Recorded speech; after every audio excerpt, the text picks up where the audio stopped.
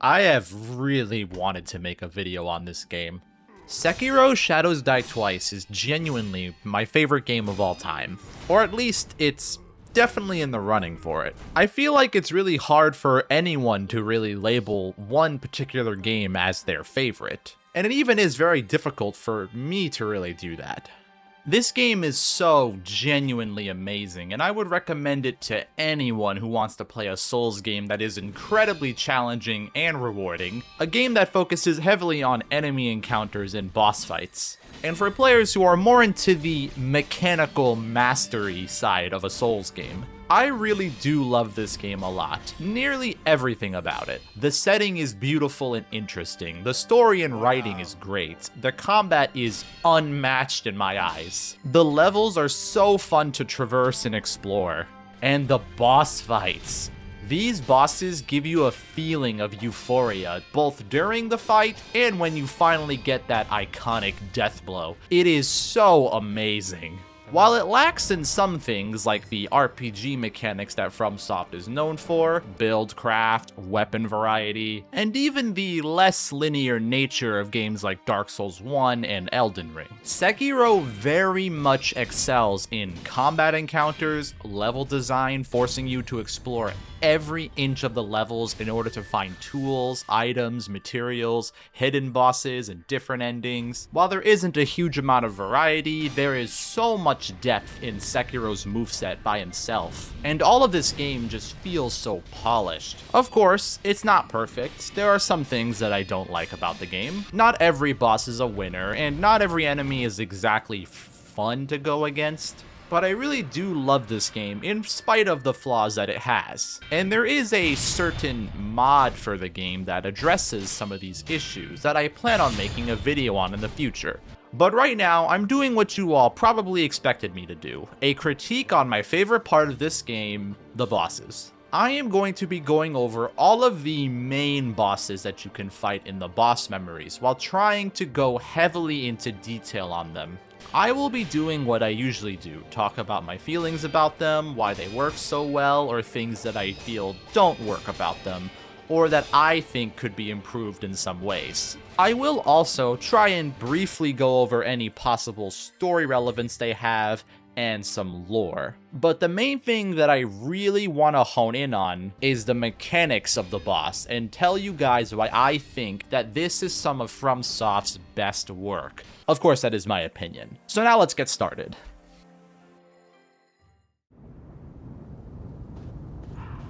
Let's just let him do his thing. My name is Gyuobu Oniwa!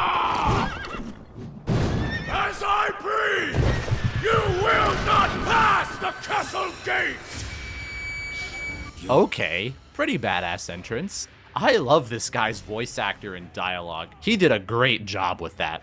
Gyuobu is the second in command under Genichiro, and our first real boss fight. Many guards around the levels think incredibly highly of him. Gyuobu acts as a guardian of Ashina Castle, and many believe that as long as he is alive, Ashina Castle will be safe from any invaders. This guy's build-up, while being pretty short, is solid. When hearing the guards speak about Gyuobu, it gives us a little sense of anticipation, and then just approaching the huge battlefield, it's a really cool feeling. It's like you're anticipating some encounter, but you don't exactly know what. His whole introduction gets a big thumbs up for me, and this arena, holy crap. Starting us off with one of the best arenas in the game.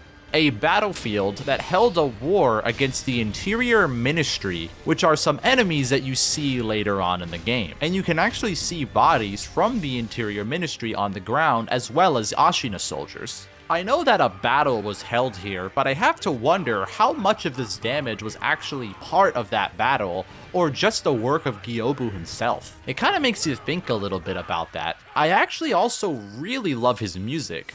It's one of my favorites super early on. Gyuobu the Demon starts you off with something simple as your very first main boss. And this is certainly for the best for a game like this. Gyuobu is not a super complex or difficult fight. which I feel is completely intentional. The best first bosses, in my opinion, aren't the ones that are super oppressively difficult just for the sake of having a big challenge, or acting as a gatekeeper for the rest of the game that most new players might just drop right there. The best first bosses are the ones that allow you to get the hang of the game's mechanics, or just simply teach you something about the game. A boss like the Asylum Demon in Dark Souls is made to be super simple and easier to understand compared to a lot of later bosses, in order to ease the player into the combat in fighting big bosses. The only other type of enemy that the player has really fought are the Hollowed, which are super slow zombie-like enemies that are basically just punching bags designed to teach you how to swing your sword. The Asylum Demon is pretty much a tutorial boss through and through. His moves are super simple and his attacks are very generously well telegraphed in order to help the player get used to dodging. So he helps you ease into the mechanics. Now what about another boss like Margit the Fell from Elden Ring? He is on the complete opposite side of the Asylum Demon. He isn't simple at all. In fact, he's actually one of the most difficult bosses in the game, and he's probably the one you are going to first encounter. His moveset is incredibly complex with tons of different moves, long combos, and varying timings. He's super fast and aggressive, almost oppressively so. Debatably too oppressive, but his insane difficulty and really high stats compared to how early you find him, it teaches something to the player. You don't have to beat him now. Maybe it's a good idea to save him for later when you're actually stronger, either to sustain more hits from him as you remember his timing slowly, or just to get good enough gear to bypass him. The game is essentially telling you to interact with the RPG mechanics in order for you to beat him. Both of these bosses have a purpose to teach the player something about the game. As for Gyuobu, he leans more towards the Asylum Demon. Although he isn't a tutorial per se, so he isn't necessarily meant to teach you the basics of the game, he more so forces you to refine the skills that you've learned, mainly being the basic parry. It's why he doesn't have any attacks that can be Makiri countered or jump countered. Even his design is super simple, almost as if to give the player a boss that is familiar to what they've already fought, but just different enough to offer a unique encounter. He is a badass looking samurai, pretty similar to what you fought before, but now he's on a horse. Of course, the horse gives him more mobility, which makes him unique. It's a very small and super simple twist, but I really like it. Some might think that his mobility could possibly make him rather annoying if he just ends up constantly running around the arena and forcing you to just continuously sprint at him. But this isn't the case. First of all, Sekiro is fast as hell, so you can actually catch up to him pretty quickly and start an engagement with him. And second, when he plunges his spear into the ground to turn himself, you can actually grapple his spear, which brings you towards him and staggers him momentarily. It's a very nice counter to his mobility, and it's pretty fun to pull off. It's a nice way to introduce a problem to the player and ways to circumvent it. It feels even better when you unlock the grapple hook attack. The horse isn't completely without its flaws though. The camera can get a bit screwy sometimes when you try to hit him. They aren't frequent enough to ruin the fight or anything, and it's very possible that the player could just not run into any camera problems at all. But I would like it if the camera was zoomed out a bit more and maybe slightly pointed downwards to avoid them completely. Another issue that might be related to the horse, he tends to miss his attacks a lot. On one hand, a player might be relieved by this because, you know, less attacks to parry and less attacks to possibly get hit by. But a more experienced player will hate it because it'll rob them of parries. Generally in this game, you want the enemies to hit you so that you can keep parrying them with no interruptions. That is where the satisfaction of the combat primarily comes from. And it's also just better for the player to land parries instead of the boss just missing you. Again, he doesn't miss his attacks too often, so it isn't a huge deal, but it is something to be aware of and can get annoying if you keep getting unlucky and it just keeps happening. I'd say those two things are probably the biggest flaws he has, which says a lot about his quality. His difficulty for me was pretty easy, even on a first playthrough.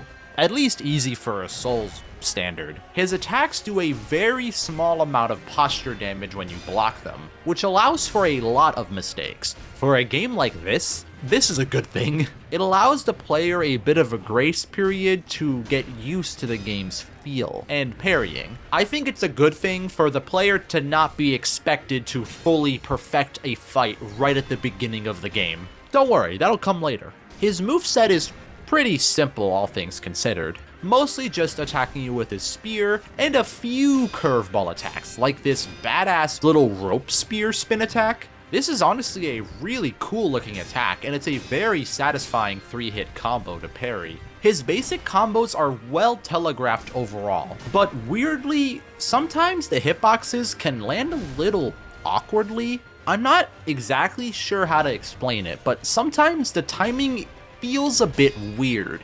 It's not something that I can really show. Like, sometimes the same attacks can land at slightly different times when I feel like they shouldn't. I don't know if this is a result from him being on his horse, or because his long weapon can sometimes cause the attacks to land at slightly different times. It could be the animations combined with the uneven ground can give some inconsistencies. Sometimes the hitbox will connect a little earlier than you expect, and sometimes a little later. It's very small. I just think it's something to be aware of. It's not really a flaw though. His attacks are slow and heavy. He mostly has single big hits. There aren't any super complex combos here. His attacks feel really good to parry, all things considered. There's a lot of impact and weight behind his attacks, truly showing off why Isshin respected this guy, and why he is Genichiro's second in command. It makes him feel like a really powerful dude, and his delayed attacks are pretty easy to get used to in my experience. The pacing is a bit on the slower side, which I think is good to start the player off with. He overall has a solid moveset that I really enjoyed. A trend that you'll notice with Sekiro bosses is that they usually don't have huge changes to their moveset within their second phase. Gyuobu is the first boss to show this, because he actually doesn't have any changes at all. From what I can tell, all of his moves in phase 2 are the same as phase 1. And every source on the internet that I could find says that too, which I honestly think is fine. His first phase moveset is complex enough as it is, so honestly, that's all there really is to say about him. I thought this was a great boss to start off with. He's honestly a really cool character. He has a great design, dialogue, and voice, and he has a fun and simple moveset to interact with. Honestly, one of my favorite first bosses in any Souls game.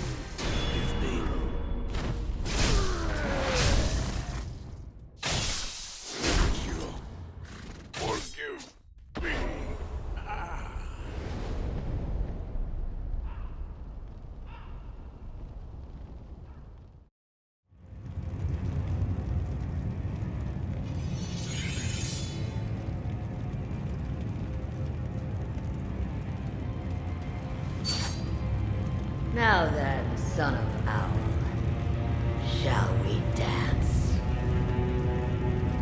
Lady Butterfly is honestly a surprisingly unique encounter for only the second boss in the game. First off, the arena here is a very nice one. This secret little underground room being burnt down with the support beams crumbling and the huge statue in the middle, it's a very striking image. Sometimes these support beams can get in the way in the fight, and that'll certainly be present for a later one.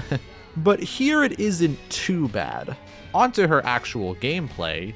Unlike Gyuobu, Lady Butterfly actually isn't a simple fight at all. She is much more tricky and gimmicky. She is a very speedy boss with really fast attacks, lots of jumps, flips, ranged attacks, and really complex combos. For such an early fight, she can be rather daunting. She's pretty aggressive and relentless, even compared to a lot of later bosses. She charges in and out of the fight really fast and leaves very little downtime compared to Gyuobu, who can give you some breaks to heal or just gather your bearings while he's galloping around the arena. Surprisingly, with all of this though, she still wasn't really a super tough fight for me, but I'm not sure if I'm in the minority with that sentiment. She hardly does any damage per hit. She also doesn't do a lot of posture damage, which allows for a lot of mistakes when trying to parry. Just spamming block is honestly a decently viable strategy in this fight. I don't know if that is intentional, but it isn't a huge problem for me, even though I normally think bosses should avoid rewarding spamming block.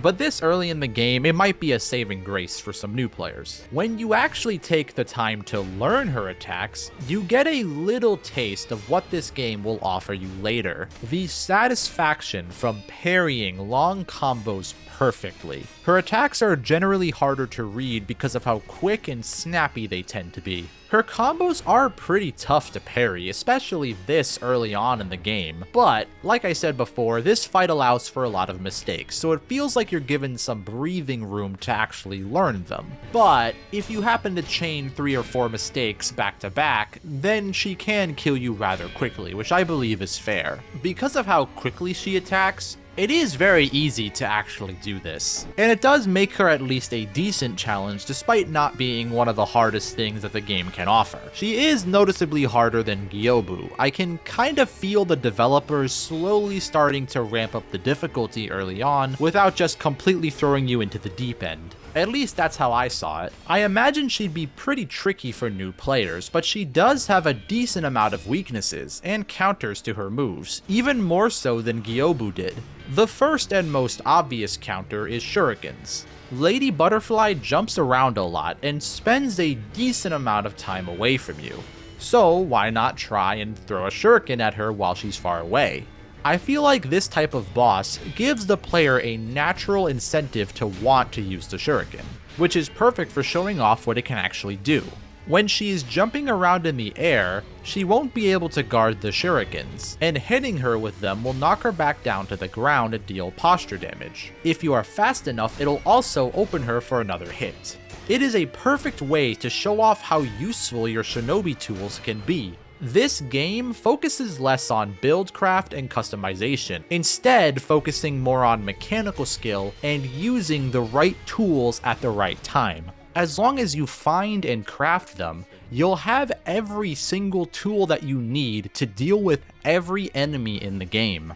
Of course, you don't need to use your tools, and you can beat every single boss with just parrying. And you don't feel at a huge disadvantage necessarily for not using the tools. But smart use of your tools is very recommended and it's rewarding. I think it is perfect for her to be very susceptible to the first shinobi prosthetic that you unlock, in order to cement this mindset to the player. One other pretty nifty thing about this boss is how it promotes you to play more aggressively. This is actually another one of her weaknesses. When you go in to attack this boss, she'll try and block you, just like a lot of enemies with weapons. Knowing this, you can actually force her to block, which can interrupt her attacks. It also slightly raises her posture whenever she blocks an attack, and after she parries you, it can force her to do this predictable slow spin kick attack, which can nail you a free parry. You are essentially forcing the boss to attack you, which can give you some free parries on them, as this clip demonstrates. This honestly does work pretty well, as long as you're not being reckless about it and trying to attack her at all times. I like that you can manipulate bosses in this way to your advantage, and it will slowly allow the player to pick up on these behaviors and will naturally make them better, as they get a feel for how bosses tend to behave. This isn't the only boss where you can do something like this. It's a nice thing to pick up on here, even if it is a pretty niche technique. Now onto her second phase. Not too much changes here again. Phase 2 introduces her illusion skill. And honestly, this attack is pretty lame. I don't really like this attack, not because it's annoying, just because I feel like it has missed potential. All what she does is summon some fodder enemies. They're not particularly tough to deal with and they die in one hit. But, of course, the main way to deal with it is just to snapseed them and then you don't think about it any further. It kind of breaks the pace of the fight a little bit because you just kind of have to wait for her to do the attack. I do like that this attack shows that specific consumables can counteract certain boss attacks. It is good to introduce that early on in hopes for the player to maybe think about doing stuff like this in the future. But this is honestly a pretty boring execution in my opinion, which unfortunately isn't the only time something like this will happen. This attack is basically just a snapseed check and nothing else. If you leave the enemies there, they aren't too much of a nuisance, but the real issue comes from when they explode in the end and send all those homing butterflies at you that could potentially one-shot you. Even killing them all doesn't seem to prevent this, so it's just a rather annoying attack to deal with without the snapseeds. It's a minor flaw with her fight, just an attack that I think leaves a lot to be desired, and unfortunately, she doesn't actually get any other illusion-based attacks in her moveset. I kinda wish they did more with her illusions. She also adds these delayed butterflies to some of her attacks. I am not sure how to feel about these in general. Dodging these is honestly pretty finicky, as in it doesn't really work all the time. The dodge honestly feels pretty inadequate at avoiding these and Lady Butterfly at the same time. Her tracking is good enough that she'll still catch you in the middle of your dodge recovery most of the time. So the only way to avoid both consistently is just to run away and wait, which isn't really something that I particularly like doing in any Souls game. It is only with this one attack, so it isn't really a big deal. Although dealing with these can honestly get pretty annoying if you're doing the fight hitless. I personally think there should be a larger delay on the projectiles in order to make it more feasible to parry her first and then dodge the butterflies after. Or to buff the dodge in order to make it travel farther and faster. I think that would help too. If you are trying to do a hitless run, then this fight will likely be very frustrating in particular. But if you aren't, then you'll be fine. Let's end this on a more positive note. Other than those two things about her, there is honestly very little to complain about with this fight. She seems to get more of an upgrade to her base moveset compared to Gyuobu, so at least that is going more in her favor. She kind of acts how you expect. She gets more complex combos and generally feels more aggressive. Particularly, she gets this one really fast and satisfying combo. That is kind of all what changes about her though. Again, I think it's fine for the game to start the player off with something simple, and not have massive changes to a boss's moveset between their two phases, especially when the first phase is already so high quality. It was a fair increase in difficulty, she has some very entertaining combos to parry, she's a very unique and interesting boss. She isn't my favorite boss, and she leaves a little to be desired in some small areas, but I really do enjoy coming back to her every now and then. Butterfly, forgive me. You become stronger, wolf.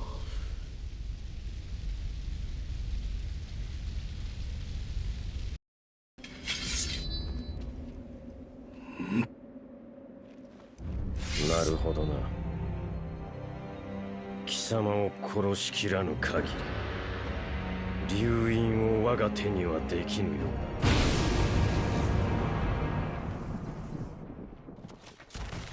参る。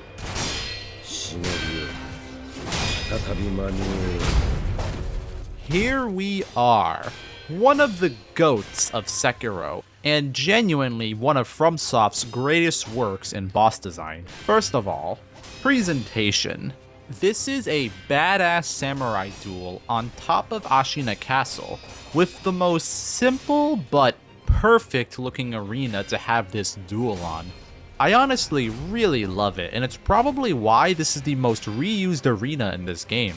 I'm not complaining. After climbing all the way up here, we are finally ready to beat him this time and get revenge for our arm. I think Genichiro Ashina is the closest that you can get to a perfect Sekiro boss, maybe next to his good old granddad. He is the boss that comes to mind when thinking of Sekiro in general and what this game's combat is like. He is a very balanced and refined encounter that is designed to hone in on the skills that you've learned. He is literally designed for you to master everything that you need to know, aside from the grapple hook, technically, I guess. But Gyuobu already did that. Genichiro throws everything at you. He has sweeps, thrusts, grabs, ranged attacks, basic slashes, delayed slashes, and rapid and satisfying combos. He is a brutally difficult skill check, and even harder than some of the later bosses in this game. But I believe he works perfectly like that. Genichiro is the main antagonist of this game, so of course he needs to be seen as an actual threat. This boss was the one that took me the longest to beat on my first playthrough. Yes, out of all of them. But I will admit that was partially because I fought him a bit early, as in before even going to the Hirata estate, which I didn't even know existed at the time. That is definitely something that you should not do. There are quite a lot of places you can head to before tackling him, so if you really are having a ton of trouble, this is actually one of the few bosses that you can kind of outscale if you decide to go through other areas, like the Senpo Temple or even the Ashina Depths. But this boss is still a rather difficult fight, even if you do that. He has one of the most complex movesets in the whole game. He has tons of different combos with varying timings and attack patterns. Genichiro is very aggressive and usually doesn't let up. But every now and then, you'll get one of those iconic stare downs with him, where you both are just watching each other thinking of your next move. It's honestly pretty badass. But when he does this, that doesn't mean you just need to sit there and stare at him. The game doesn't necessarily teach you this, but you shouldn't really be waiting for the enemy to attack. If you notice a stall in the fight, then you should go in for an attack to keep the pressure on them, and not allow their posture to regenerate. But the thing is, Genichiro won't just let you hit him so easily. Genichiro leaves you with very little openings to actually attack him, meaning that you have to rely more on parrying him and breaking his posture. That doesn't mean you shouldn't at least try to damage him, because eventually his posture will start to regenerate slower.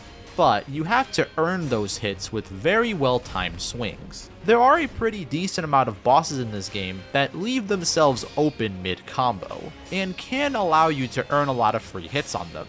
But with Genichiro, you don't exactly have that luxury. Sure, if you spam attack at the right time and potentially get lucky, you can sneak in a hit on him, but it isn't reliable. He can cancel his animations into a block. Your only guaranteed hits are after a Mikiri counter or interrupting his grab. And also this one hit that you can sneak right before his floating passage. Kinda shows that spinning isn't exactly viable in a fight, huh? Your only safe hits are right after countering specific moves, which I think is a great way to reward the player without allowing them to just mindlessly hit him through almost every attack. He has so many different moves that all require different responses. I love this variety. It makes the fight so entertaining. Swapping from Mikiri counter to parrying to jump countering is just so satisfying, and all of his attacks feel fair. That isn't to say that there aren't a couple of oddities, but I'll get to those. Mikiri countering him at the end of his combo feels amazing.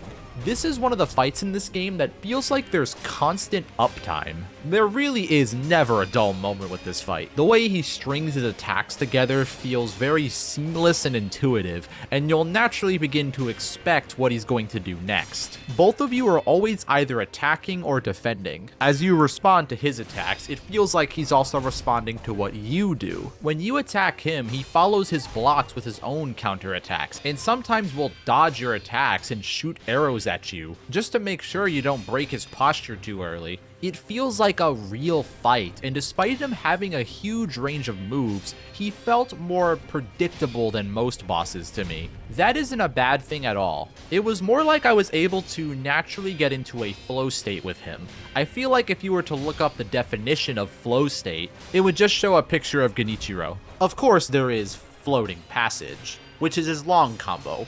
It is badass as hell, and you will feel like a badass when you fully counter it. That is, if you even can. This is the first oddity. There is one slash at the end. the second to last one specifically, that is an absolute bitch to land. And by bitch, I mean not really possible per se, at least not consistently without using the umbrella, of course. Apparently you need to do some ridiculous tech in order to land it, which is explained in this video. It has something to do with Sekiro's parry window shrinking as you spam block, which makes it so incredibly hard to land this one particular slash in the combo. Looking at the first 4 hits of Floating Passage, if we get contact instantly on first hit, then we will get exactly 2 frames to input without stage up, assuming the next attack contacts you instantly, meaning there is a chance, but it's purely based on positioning. If we look where the attacks come from, then you should move slightly to Genichiro's left to get the best results, I think. So Floating Passage isn't impossible to deflect by normal means, but the window is really damn tight, and you do need to use some good positioning to make it humanly possible. There is about a 2-frame window where if you hit the button, you can actually land a parry, which isn't something that a human can do consistently. And not even the best Sekiro players can do this, and I certainly can't either. It's so odd. I do have a few clips of me landing it, but these were complete accidents, and I'm not even sure how they landed. I didn't do anything specific in these clips. I was just pushing the button when I saw the slash appear, and then it just so happened to kind of work this time. To be honest, I'm almost convinced that for a few of these, the second or third hit might have just missed, because it's just so difficult to even see if I nailed every single one. And these few clips where I actually did land it are in a sea of failures to parry this one specific slash, and Genichiro would very often raise my posture bar high enough that he would break my guard with that one missed slash. So it honestly is pretty annoying, considering that your posture bar still does raise when parrying. There are so many videos online of people trying to figure out ways to consistently parry this attack, and somehow almost every single way is different from each other. I really believe this shows that this slash is just a design flaw. When you have to do random arbitrary things like shifting the camera slightly to angle yourself to get the smallest increase to your parry window, or do some weird tech that isn't even taught to you that allows you to parry 2 attacks with 1 button press, when the reason that you are failing to parry an attack isn't because you aren't hitting the button at the right time, but due to a bug in the game's frame data. And yes, I am calling it a bug because I highly doubt this interaction was intentional. All that being said, it's a really cool attack still. I don't believe it's ruined. Here is another issue that is much funnier, to be honest. After a bunch of refights with him, I've noticed he tends to miss a lot of his slashes, like surprisingly often. And by miss, I mean his sword would seemingly phase through me when I'm right in front of him. It doesn't happen all the time, of course. It's just surprisingly often. Like I said before, I want the attacks to be accurate, but it doesn't happen frequent enough for this to even be an issue. It's just that it happened like 3 times, and I just thought it looked weird and kind of funny. I feel like these 2 little things really say a lot about his quality when these are the only 2 critiques that I have. At worst, anything I have to critique about this fight are just nitpicks or light suggestions on doing something differently. All of his attacks feel so finely tuned, and I honestly don't think there is a singular unfair attack in this fight, I guess aside from that one random slash and floating passage. But it is just 1 hit in a whole combo, out of literally all of the moves that he has in his moveset, which is why I think that Genichiro Ashina is the perfect Sekiro boss. This is a 3-phase fight, with the 3rd phase being a surprise. One of the very few surprise phase changes in this game, and arguably one of the most badass transitions that FromSoft has ever created. When you see this cutscene, it really shows how strong and how determined Genichiro is to stop you. され事だと。俺はこのアシナを守るためならば。 どのような異端の力であれ従えてみせる。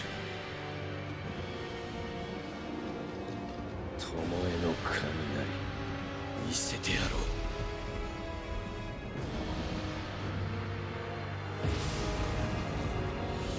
I feel like it would be a disservice to not at least touch on his story just a little bit, so I'll do it here. Genichiro Ashina, the adopted grandson of Isshin, who was taken into the Ashina clan after his mother was killed. After his mother died, he was essentially left with nothing. Isshin Ashina, and by proxy, this whole country, essentially saved his life and gave him purpose. This land literally means everything to him, and he treats it as if it was his own mother. He is so determined to save his country that he will abandon his own humanity in search for more power by drinking the rejuvenating sediment and turning him into an immortal monster. And now his goal is to kidnap the divine heir for his blood of immortality and later seek out the Black Mortal Blade. There is literally no lengths that he won't go to, no depth far enough that he won't plunge to, possibly even becoming Shura himself. It doesn't matter to him as long as his land is safe. And this is translated pretty well by him being the first and one of the few 3-phase boss fights in this game. And honestly, one of the few 3-phase boss fights that FromSoft has made in general. Because of how difficult this fight is, you likely have already been through a very grueling duel, and seeing this might make you feel like it is just completely hopeless to try and beat this guy. The same hopeless feeling that you get with all of FromSoft's toughest bosses. That makes the feeling when you actually beat them so much more satisfying. I love the feeling this phase change gives off. The atmosphere gets far darker and more intense. And with the lightning and wind added, it's a fairly small change in the grand scheme of things, but it honestly adds a lot to the scene. So I've been hyping up this 3 health bar fight. I can understand possible concerns of the fight being too long. It's generally why 3 health bar fights are used very sparingly. While I wouldn't say he has super low health and posture in every phase, I would say that they are low enough to the point where it didn't really feel like the fight was overstaying its welcome. And when you master this fight, you can really get those death blows insanely quick without the need of any cheese strategies or exploits, just using the things that you've learned from him.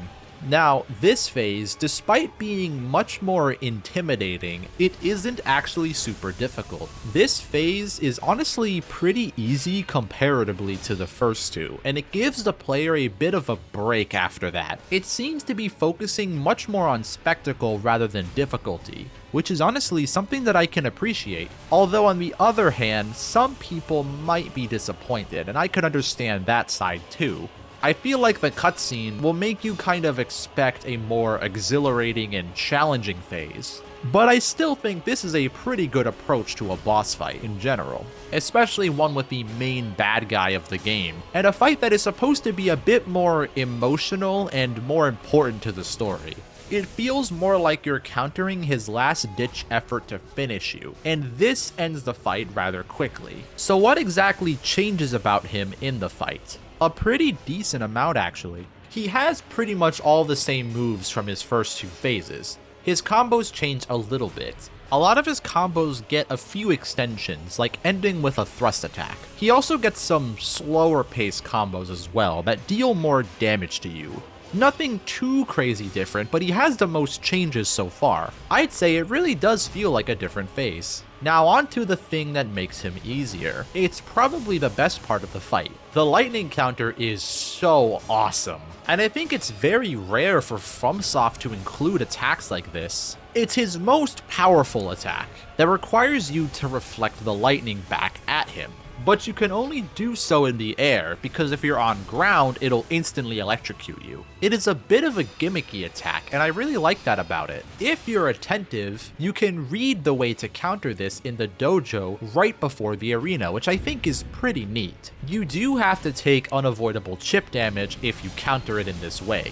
But when you actually parry it, you take so little damage that it honestly doesn't really matter. To my knowledge, there are 2 ways to reverse it without taking damage. One is with Mist Ravens, which you could argue makes it a bit of a crutch, but you're using it so little and you take so little damage without Mist Ravens that I wouldn't go that far as to say it's an actual crutch. Or you could do my favorite way in New Game Plus. After beating the inner version of this fight, which I will get to in a little bit, Sakura Dance is already arguably the best skill in the game, and being able to lightning counter with it is just so damn cool looking.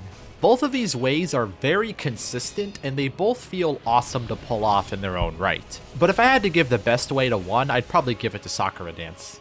This lightning attack deals a lot of damage to his health and posture, and also it opens him up for a very generous amount of time, which allows you to hit him or heal or do whatever really. You are guaranteed to put his posture bar into the yellow state with basically one hit from this lightning attack, which will cause it to regenerate slower right off the bat, and you can potentially end the fight with just 2 lightning counters. This is honestly just a really fun attack to pull off with a fantastic spectacle. It does arguably make the fight too easy, but I think that's okay. I like that FromSoft with this game was playing around with some unique and gimmicky attacks like this that are designed to be more fun, satisfying, and just look awesome, instead of just being a huge challenge. Things like this feel very special. I do not believe this attack needs changing, aside from maybe how much damage it does to him, but I think that is debatable. This fight is so incredibly polished, and it's really fun.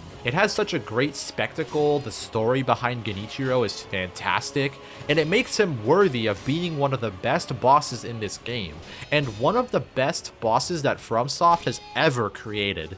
Now, of course, there is one more thing special about this boss, and 2 others in particular. Genichiro is one of the 3 bosses that have a more difficult variant that you fight in the boss gauntlets, called Inner Genichiro. These are basically just slightly tweaked variants of the boss. They have a few unique moves to show off, and they're made to be slightly more difficult with more complex combos and generally more aggressive AI from what I can tell. Some new moves include Sakura Dance, which I love so much. I honestly love parrying this as much as I love using it. It's a 3-hit jump combo that looks so badass, and it's really satisfying to parry. It is perfectly telegraphed, and I really love this attack. And we get it at the end of the fight, which is such a fantastic reward. Objectively, the fight is on the same level of quality. It's just a higher difficulty version with Sakura Dance, and some slightly tweaked combos here and there. So overall, I'd say I like it more, although I do have one minor gripe. I feel like he uses Sakura Dance a little bit too much, just like the lightning. It makes the move feel a little bit less special, and it becomes a little too predictable. I'd prefer if he used it just a little bit more sparingly, just like with the lightning. His more complex combos and higher aggression is honestly fun as a New Game Plus boss. He is decently tough, although he wasn't Isshin tough or even Guardian Ape tough, mostly because I've already fought the base version of this guy a ton of times before fighting the inner version. Most of your skill and muscle memory from the first version of Genichiro will apply to the inner version, and you might be able to beat him fairly easily because of that, which I think is fine. Part of me wishes there was a little bit more added to his moveset, but I feel Inner Genichiro is a solid upgrade to a very amazing boss fight. Genichiro Ashina is a very fair and challenging fight with awesome story, great visuals, fantastic music, and satisfying combat, and I believe he is the blueprint on what makes Sekiro's bosses so amazing.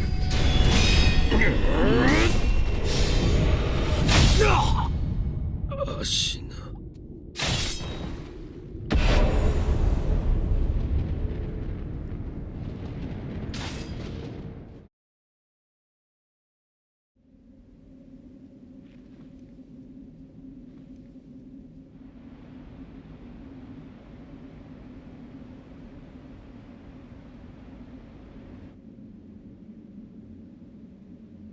猿が3匹。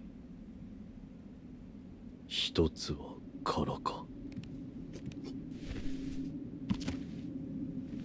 This one is a bit of an oddball to go over. The folding screen monkeys are the first gimmick boss that you'll encounter in this game. This is not a fight, it's a puzzle. It is probably the most unique and out there boss fight that FromSoft has ever created. This is something that I really do like the idea of, and I actually want FromSoft to try doing stuff like this more often. Although, this isn't really a boss that I return to, aside from on repeat playthroughs, of course. But I honestly think that's fine. I know this boss is rather controversial. Well, actually, more like a lot of people just really dislike it. This isn't a boss that I really see anybody defend ever, because of how much of a departure it is from the other boss fights. In my opinion, this puzzle's execution is honestly pretty decent. I think it's a nice change of pace to have a boss that isn't beaten by just parrying or dodging, but doing something else completely. Something like this I think works perfectly fine for like 1 or 2 bosses at most in a game like this. I really like the visual style of the illusionary halls. It has the same architecture as most of the buildings in the Senpo Temple, but all of the halls just lead into each other, and all the buildings are completely empty. It is pretty strange, and it makes me wonder why a place like this even exists. This random building in the middle of endless fog. I think the design of the area is really good. It's foreign and maze-like, enough to throw you off slightly on your first playthrough, but it's not foreign enough to force you to just mindlessly wander the halls, completely unsure of where you're even going, which I think could get tedious after a while. The whole area can still be memorized, and didn't cause any problems for me on later playthroughs. If the area was more maze-like, well, it would look really cool, honestly, and it would make more sense narratively, but I don't think it would be fun to return to, at least with the puzzle in its current state. For something like that to work, it would have to be built more around a maze-like area and still be fun. Something like that would honestly sound pretty cool in a future game. Now, onto the gameplay. I do think this puzzle is okay, but I do believe it has a couple of issues. While I do think it is at least a nice change of pace, I can understand why a lot of people really do not like returning to this boss. I can't say that I hate it, but I also can't really say that I particularly love it either. Sometimes I can actually have some fun with it, playing around the monkey's weaknesses and being careful of my movement, while just enjoying playing around with Sekiro's movement in general. Other times though, the puzzle can go on for a very long time and can end up being tedious. Or I could just get super lucky and rush through it with the gotcha sugars, and just essentially bypassing the gameplay entirely, which isn't a particularly good thing either. Ideally, FromSoft would want the players to have fun interacting with the puzzle, instead of feeling forced to bypass it with brute force and a consumable. I imagine that it is pretty difficult to actually balance a puzzle like this, and to still have it be fun on repeated playthroughs, but just know that I at least appreciate the want to do something different, and I thought that this was at least a nice change of pace on my first playthrough, and I didn't hate coming back to it on repeated playthroughs. I like the idea that FromSoft gave Sekiro fantastic control and a lot of options for movement, mobility, and stealth, that they actually felt motivated enough to make an entire boss centered around it. Honestly, it's a pretty fun little area to navigate and explore. It almost makes me wish that the area could be expanded just a little bit, and maybe hide some special items around here. So let's finally talk about how you're actually supposed to solve this puzzle. There are 4 pieces of paper, 3 of them have monkeys on it in different colored kimonos, and 1 is mysteriously blank.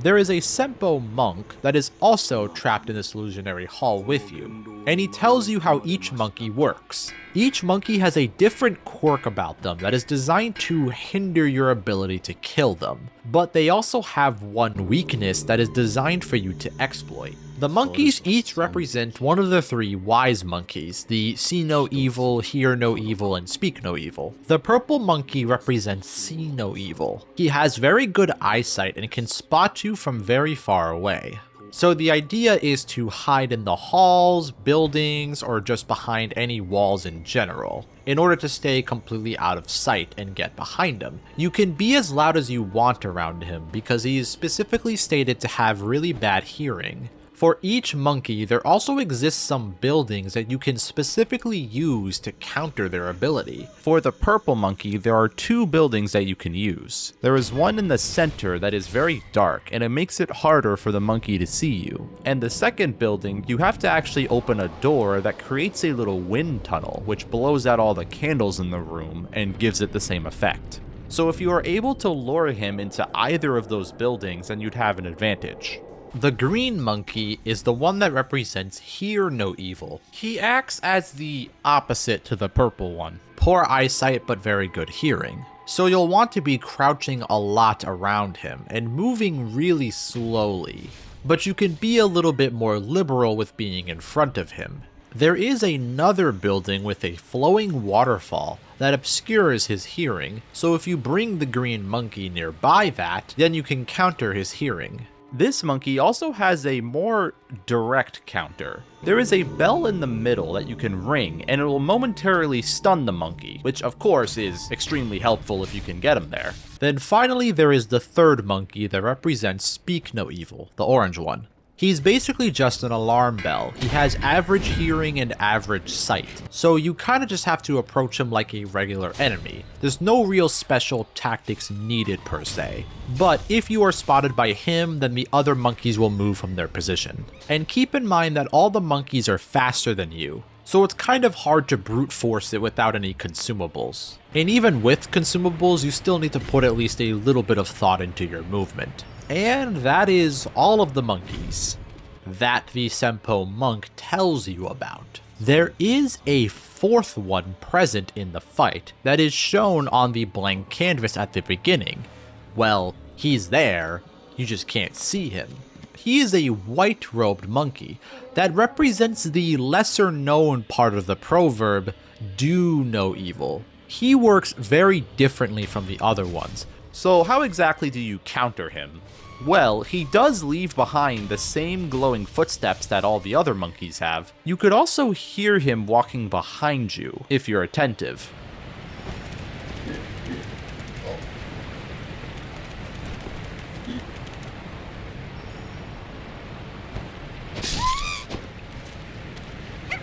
He also spawns immediately behind you, so you can actually just whip around and instantly kill him. Although this will begin to spawn those ghost monkeys, so just be careful with that. It might even be a good idea to save him for last, because he always will be right behind you. Unless if you are constantly pointing the camera at him, which he'll actually sit still if you do that. It's a pretty cheeky method of hiding him. There is no actual need to track him, and leaving him alive will spawn less ghost monkeys. This guy is definitely the easiest one to deal with once you actually know that he exists. The main difficult part comes from the fact that you have to figure out that he's there. I really think this puzzle and concept is a pretty good idea, and the fact that it plays off of the 3 wise monkeys is pretty cool. The whole thing needs to be done stealthily, which is something that I really do appreciate. You can't just instantly snipe the monkeys with shurikens, which would be pretty funny, and I know a lot of people would like such an easy way to actually get past this, but to me I think it is fair that they prevent you from doing this, just so the player can actually interact with the movement puzzle.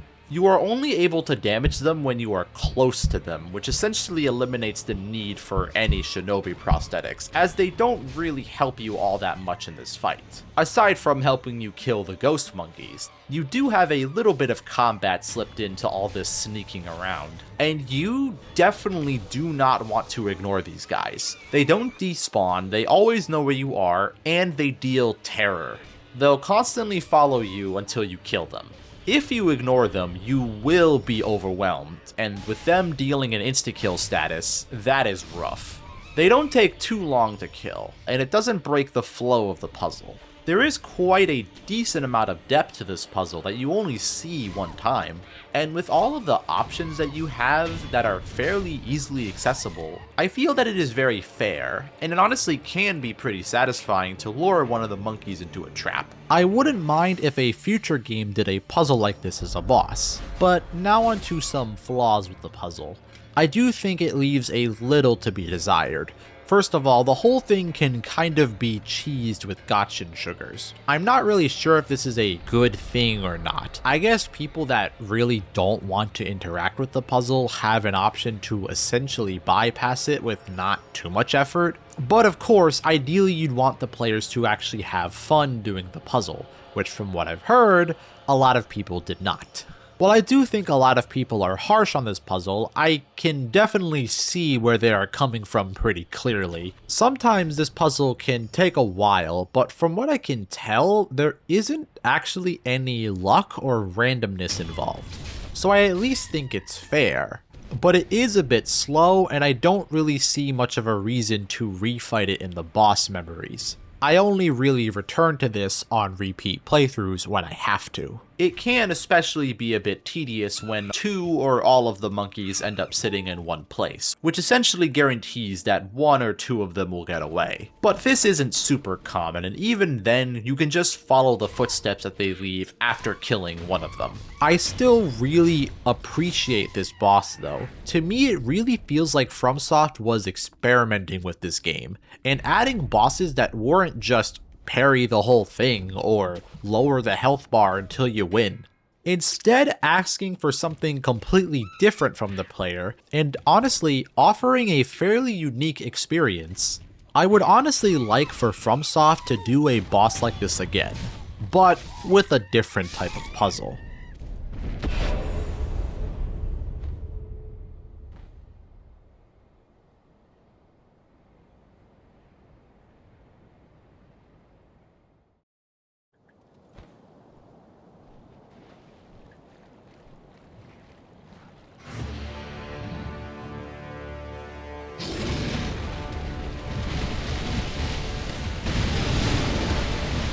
Oh boy, this guy makes me just so damn giddy. While Isshin is probably the most well-known boss in this game, this guy is definitely the most infamous. The Guardian Ape is actually a very different fight from anything that we've seen so far. This is really evident with his design. He is the first of a few big monster bosses, like you'd see in Dark Souls. I think he looks great. His design is pretty simple, just like most bosses in this game, mainly being just a giant ape, but I still think he fits the game really well, and he looks cool in his own right. He's a bit unsettling with his weird jaw and teeth sticking out, the sword in his neck. I really like his aesthetics. The arena is also very beautiful too. It's a small spring with a waterfall where the water from the palace flows into. I have to wonder what this place looked like before it went into decay. It probably looked really pretty. Now, this is the one boss that everybody remembers as being one of the most brutally difficult fights in this game. He's that one mid-game boss that will likely give you more trouble than most of the endgame bosses. This guy feels like he was made to be a difficulty spike, which is probably why you don't technically need to fight him this early. There are a couple of other areas and one other boss that you can decide to fight before tackling this one, but that does not mean he'll be easy when you return to him. You have less chances to make yourself stronger before fighting him, compared to Genichiro. The Guardian Ape is genuinely one of the most insane and chaotic bosses that FromSoft has ever made. He is insanely aggressive and leaves you very little room to breathe. It is still a faster paced fight compared to bosses like in Dark Souls 3, but technically he attacks slower and less often than bosses like Genichiro. He is more like a Dark Souls boss in a lot of ways. First, you are expected to bring down his health bar more than any other boss in this game. This boss, along with Demon of Hatred, are two bosses that I usually win by bringing his health bar down, instead of raising his posture bar. And this is for a few reasons. Like I said before, he attacks slower than most bosses, so that means less attacks for you to parry. But combined with his longer recoveries and also lack of blocking, means that you can hit him much more than most bosses. Finding ways to attack him in between his combos is very important here. Just like it is with bosses in older Souls games. You really want to be doing damage to him to win. I really like this change of pace. It really feels like FromSoft was trying their hardest to make this boss feel unique from anything else in the game, and it really works here. Of course, it is something that you need to get used to. I think it is okay to have a boss that doesn't completely revolve around the posture bar and forces you to deal damage. You also have plenty of very useful tools that are perfect for doing this. You do have to find them, of course. The flame vent is absolutely amazing in this fight. It does tons of damage to him and opens him up for more hits. The red Buddha trigger is also very important, and the shuriken allows you to hit the ape during downtime, or when he's too far away. And of course, there is the firecrackers that also stuns him like it does with all beasts. You have so many options. The guardian ape has such a unique moveset, albeit it feels a little bit more limited compared to earlier bosses that I've gone over. It makes him a bit more predictable, which for a lot of people is probably a good thing. I wouldn't mind if he had some more moves, but the way he is right now is still honestly great. The few combos he has are decently long and complex, and all of his attacks feel very satisfying to parry. There is this insane weight to his hits, and the impact it makes feels so damn good. He does have attacks that aren't just mindless flailing. FromSoft, embracing their goofy side to some of their enemies, has this boss literally fart on you and throw poop at you, which does poison damage. It's a very small thing that you have to pay attention to, but if you stay in the fart cloud for even a second, it can actually build up poison quite a lot, and it can usually guarantee a poison proc when he chucks his poo at you, even with a parry. I enjoy me some status management every now and then, and I think it's perfectly fine here. Also, the poison resist gourd can be bought right before the boss, and you can even use the trees to block the poop projectile. Now his jumping grab.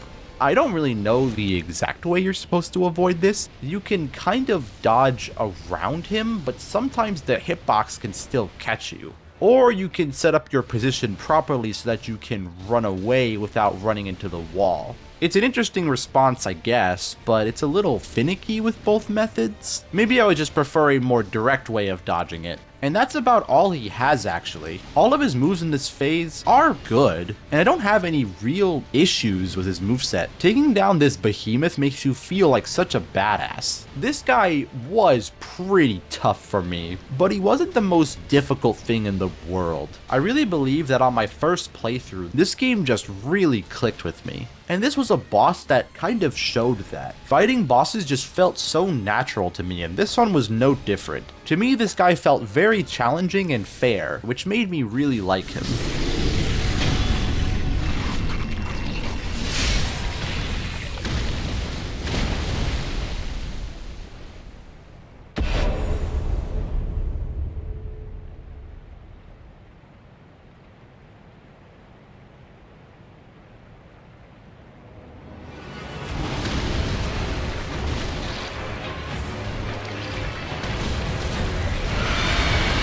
This is still so funny to me. The fact that they went so far to trick the player that they actually had the Shinobi execution appear just to make sure this phase comes completely out of nowhere. I unfortunately already seen this guy before playing the game on my first playthrough, so I didn't really get to experience that, but I can only imagine what that would be like. Seeing people's reactions to this online is just so hilarious. What in the holy fuck is happening? I really do love the suddenness of this transition, and the music is perfect here, as if to portray the hopelessness of the situation. Like, it just ramps up so suddenly, and it's super dark sounding, like, hey boy, you're not done yet. So how in the hell is this guy alive after a literal beheading? Well, the guardian ape is an infested, or an undying as they call it, just like Genichiro became. This is likely because it drank the water from the Fountainhead Palace that contained the rejuvenating sediment, considering that water from the palace funnels directly into this arena. Most of the time, a boss's second phase won't really be super different from its first one in this game, so having one that actually changes a lot is welcome. The ape actually uses the sword that was lodged in his neck that you used to behead him. How in the hell did he learn how to use that while being headless? Whatever. Him using a sword by itself already makes the fight feel very different, but there are so many other things that help with that too. Him being headless almost kind of makes him more threatening. On a first playthrough, it almost makes you wonder how exactly are you supposed to kill him? Because I mean, he'll just get back up again, right? He's basically an immortal zombie. The unchanging expression on the head of the ape is actually kinda creepy, and the way his whole body moves is so strange, I love it. He contorts and sways, almost like he's a ghost or doing some weird little dance or something. He looks so unnatural and unsettling. He no longer moves like how you'd expect an ape or a gorilla to move like. He now kind of has a more human-like walk, and he strafes around a lot. It almost looks like his legs are moving completely independently of his torso. I'm not really sure how to explain it. Sometimes they move oddly rapidly while his torso remains completely still, as if it's on a swivel or something. It's so uncanny when you look at it closely. And this weirdness translates to his moveset as well. His attacks look far more unnatural. It's a bit of a headache to learn at first, to be honest. Especially because a lot more of his attacks feel very delayed. He has a few kind of annoying, springy delayed attacks, like this one that starts this slamming combo that is particularly long. A lot of his attacks are very sporadic, and they have less obvious wind-ups and telegraphs. He is a very tricky boss, and the fight has a very strange flow. It feels a little odd to get into, but I was able to get used to it. Although in this phase, his moveset honestly feels even more limited than before. And I don't know if I should be disappointed or relieved by that. I found that he tends to use the same combos over and over again, and it can sometimes feel a little bit repetitive. I don't know if that's just me getting unlucky, but sometimes it feels like he just continuously uses the same 2 or 3 combos at most. The amount of times I need to run away from this one scream attack, it can honestly get slightly tedious, but it didn't ruin the fight. But onto the scream, this attack is honestly really cool looking. It's an unholy screech that deals death blight, or terror is what it's called in this game. It's very neat, and it plays into his kind of creepy vibe, and just the weird, unsettling tone of this fight. It's not too hard to deal with, you just have to run away as soon as you spot it. Although it is kind of a bitch to deal with for all you maniacs trying to do this fight hitless. You need to predict it and preemptly run away from it before you even see the red symbol appear, because this AoE reaches really far and you cannot react to it without getting tapped at least once. It's not really much of a problem if you're fighting him normally, but again, another rather annoying attack to deal with if you're trying to do this hitless. It's almost like he's doing some weird dance. It just looks so strange. Now in this phase, the fight gets much more parry focused due to him using a sword, but you should still definitely try to keep hitting him, as he still gives you plenty of opportunities to actually attack him.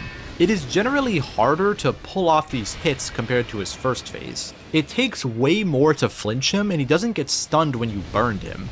I don't actually know which phase I find more difficult, because they both feel challenging for very different reasons. His first phase was relentlessly aggressive, but this phase is a lot more tricky. All of his attacks are generally weirder looking and more unexpected, but he isn't pursuing you as hard, so you have some more room to breathe, even if it's just a little bit. His recoveries can also be much longer. You can actually stun him if you parry the final hit on a few of his combos. This gives you a very long punish window for you to spam whatever the hell you want at him. I like the boss having more direct and obvious rewards for parrying his combos. Something like this I feel isn't necessary for every boss to have, but every now and then it feels really good to be rewarded like this. Considering FromSoft likely knew that this boss was going to be one of the hardest, I can't help but feel this extremely long punish window that you get at the end of his combos probably was intentional. Possibly. This was honestly such a cool, fun, and creepy boss. I really love his aesthetics, his music is great, the phase change was unexpected and awesome, and both phases offer very different experiences. He felt really challenging, but still fair to me. He was great all around. And I think he completely earned his reputation as being one of the most memorable bosses in this game.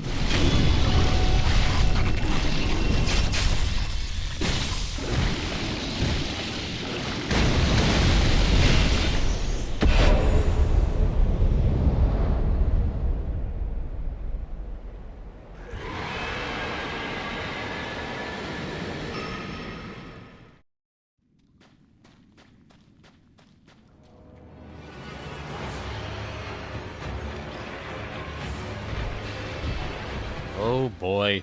I guess I have to include this boss. Well, this will be quick.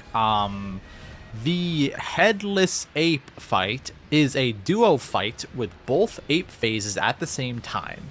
Yep, that's it. That's all it is. And it's about as fun as it sounds. This is the only main boss in the game that feels genuinely lazy to me. Whenever somebody looks at me with a straight face and says that FromSoft doesn't love fucking with their players just for the sake of it, I laugh out loud and think of bosses like this. This boss was definitely made either because of a lack of time or because somebody thought it'd be funny if they made one of the hardest bosses in the game a duo fight. You know, this one boss that the player literally just fought and will likely spend hours on? Let's make them fight two now. And it honestly would be funny if the fight wasn't atrociously terrible because of it.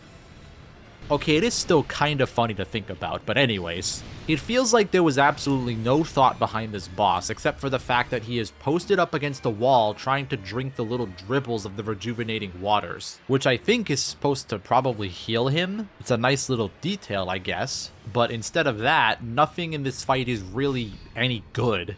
The first phase of this fight is just phase 2 of the Guardian Ape again. Okay. Imagine just playing Elden Ring and randomly fighting Godric again. I mean, that'd be kind of weird, right? At first, when you are fighting this boss, it's really just odd that you're fighting the ape again, randomly. It's not like the fight is really any worse, aside from being in this cramped cave, which I'll get to later.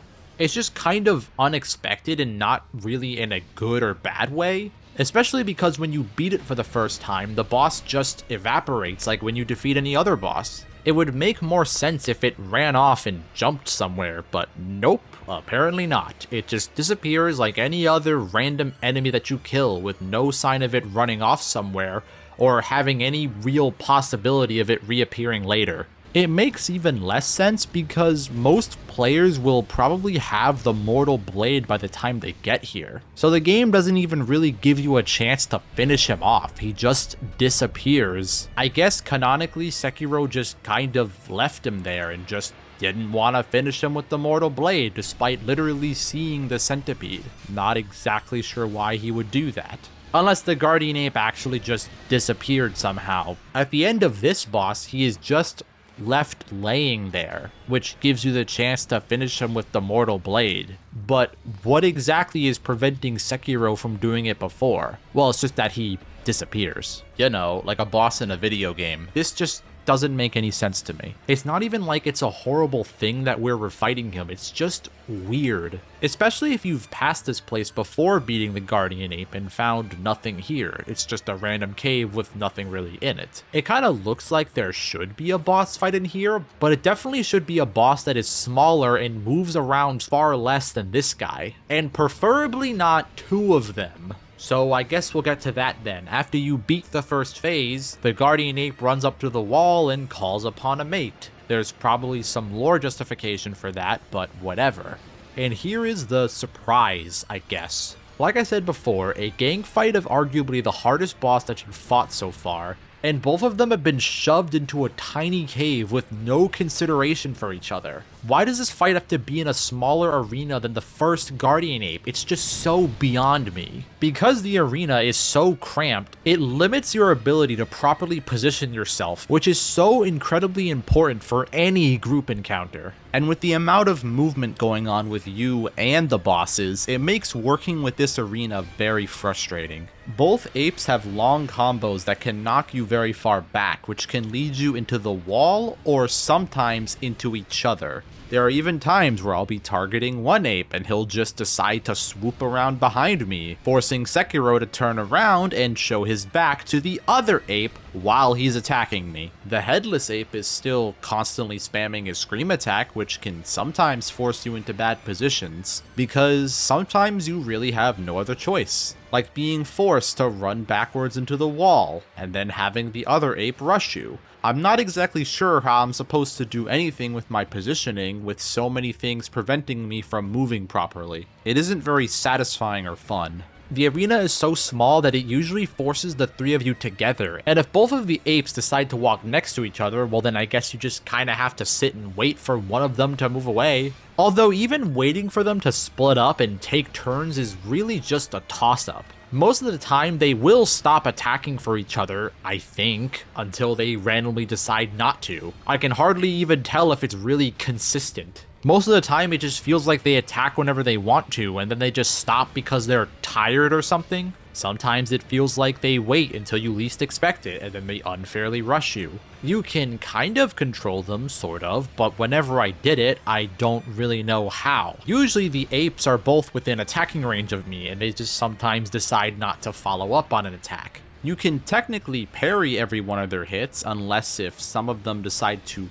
perfectly time their attacks together, like if a perilous gets timed perfectly with a regular hit, the hitbox decides to just kind of hit behind you, or if they decide to connect their hits at the literal exact same time, which will essentially only allow you to parry one of the hits and the other one will break your guard, despite you technically hitting the parry button exactly as both hits connect simultaneously. One will still break your guard and set you up for being hit again, or multiple times. A lot of this fight is honestly just relying on both bosses' general incompetence. There are so many times where I win purely because the bosses just decide to sit there and do absolutely nothing for most of the fight, or the hitboxes will just conveniently miss me by complete accident, or they'll magically phase through me, seemingly.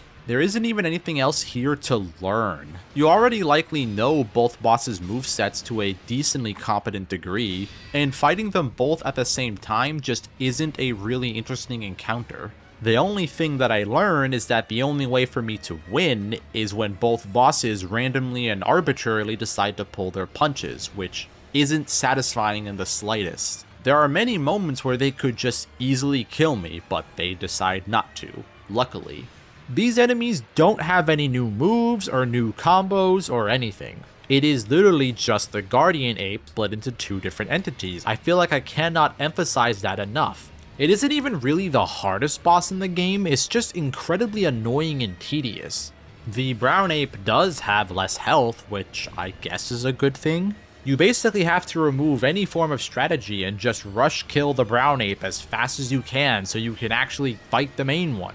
And then after that, you just have phase 2 of the Guardian Ape with no differences. There will be plenty of moments when you want to rush the brown ape and kill him as fast as possible, but he will for some reason decide to go full passive mode on you and just not approach you. While the main Headless Ape will not give you a chance to actually kill the second one. It's not like there's any strategy or thinking on which one you want to kill first. That might be a little bit interesting. The answer is always the second ape because he has less health and so you don't get ganged up on as much.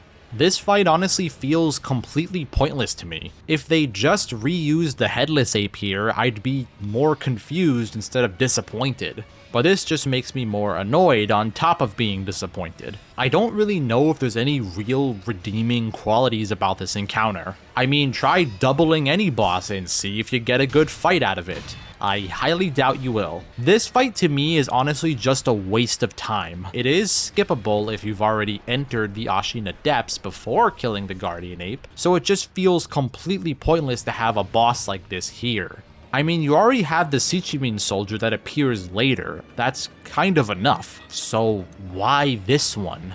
I unfortunately would not recommend you actually skip this boss though. You do lose an attack power, which isn't so bad, but you also lose the chance to get the Malcontent's ring, which is a material for a later whistle upgrade. Unfortunately, you do actually have to kill the duo ape if you want that Isshin soldier to spawn here. Unless you don't use the whistle, then I'd say you can skip this boss. And that is about it with this boss. There really isn't much more that needs to be said with this one.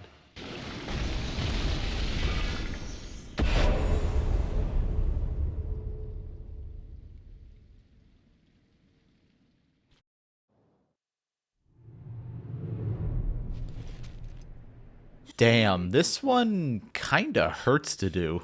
Out of all of the characters that I wouldn't want to kill, Emma is among the highest on the list, alongside Kuro, the Divine Child of Rejuvenation, and the Sculptor. Emma is literally the one who gives you your healing flasks, and one of the least deserving of death in this game. I almost want to take a point off out of spite, but since it's part of the ending where you are just an evil bastard for no reason, then it is effective at that. I'll be honest here, I don't know if this is just me, but I always found this ending to never really make any sense from a story standpoint, and it's a little ridiculous when you think about it, but FromSoft always puts an evil option if you feel like it. Some characters in the game talk about how you can become Shura if you do a large amount of killing. Eventually, the host begins to enjoy the bloodshed and starts killing for the fun of it, and they'll eventually get so enraptured by it that they'll be overtaken by a demon called Shura. At least that is the summarized version. Which, yes, Sekiro does do a lot of killing in this game, but there are absolutely no signs or possible hints that Sekiro would become this, aside from Isshin and the sculptor vaguely saying that they see the shadow of Shura inside of Sekiro, whatever that truly means. And they say this despite Sekiro seemingly not acting in such a way that would warrant this.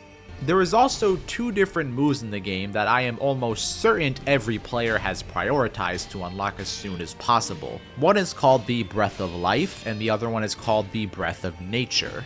The Breath of Life is a move that heals your HP on kill. When you think about it, it almost kind of sounds like some demonic power, but it isn't really portrayed that way.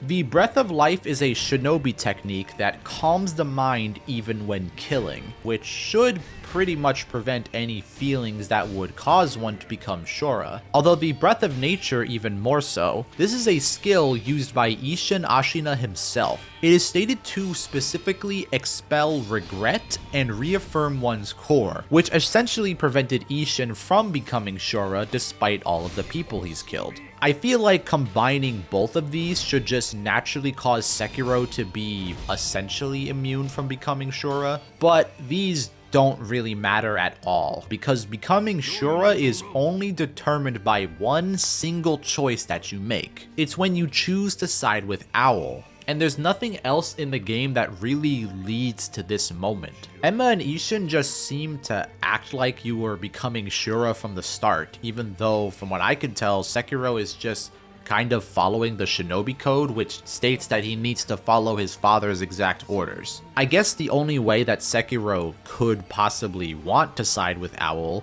is because he is becoming evil and becoming Shura, which I guess is only determined by this one particular choice. The whole thing is kind of explained and it sort of makes sense, but I could just never see Sekiro doing this in character. Sorry if all of that sounded like a rant, the story aspect for me is just a little weird. And one more thing, this is not a complaint, but it's definitely something that you need to know before going into this fight. There is technically a huge disadvantage if you pick this ending if you want to go into New Game Plus. As you are literally just barely past the halfway point, you are going to be going into New Game Plus without any Lazulite or any other late game materials that could be found at the Fountainhead Palace or during the siege of Ashina Castle. You'd also be down about 2 whole prayer necklaces and at least 5 attack powers. All of that is honestly pretty rough. Emma acts as a kind of one-phase mini-boss right before the main boss, which parallels what happens at the end of the game with Genichiro. It is pretty neat having a completely unique encounter before fighting the true boss. This kinda makes it a 3-phase fight, which usually can feel too long for some people, but for me, this fight did not overstay its welcome, and having to fight 2 different enemies kinda makes the encounter feel more fresh. Emma is a very fun encounter, and she's actually a lot more challenging than you'd probably expect. If you give Emma the unrefined sake, then you find out that she is trained with a blade by Isshin, and she seems to be way more skilled than she's letting on. And this fight is honestly a pretty good payoff of that. You get a pretty worthy challenge from her. She does have a fairly complex moveset. She even has her own floating passage-like combo that is rather challenging to parry. Because of her being trained by Isshin, she mimics a lot of his moves, like the Ashina cross, the suplex, and even the thrust and sweep attacks look kind of similar. They are not hard copies though, which I think is good. It's more like they are motifs to his fight in her moveset, which is honestly really cool. This fight felt so unique, and it was honestly really good. I have to admit that it's pretty badass seeing Emma like this, even though I am sad to have to kill her. Part of me wishes we could see her fight like this in a different context, but it is what it is.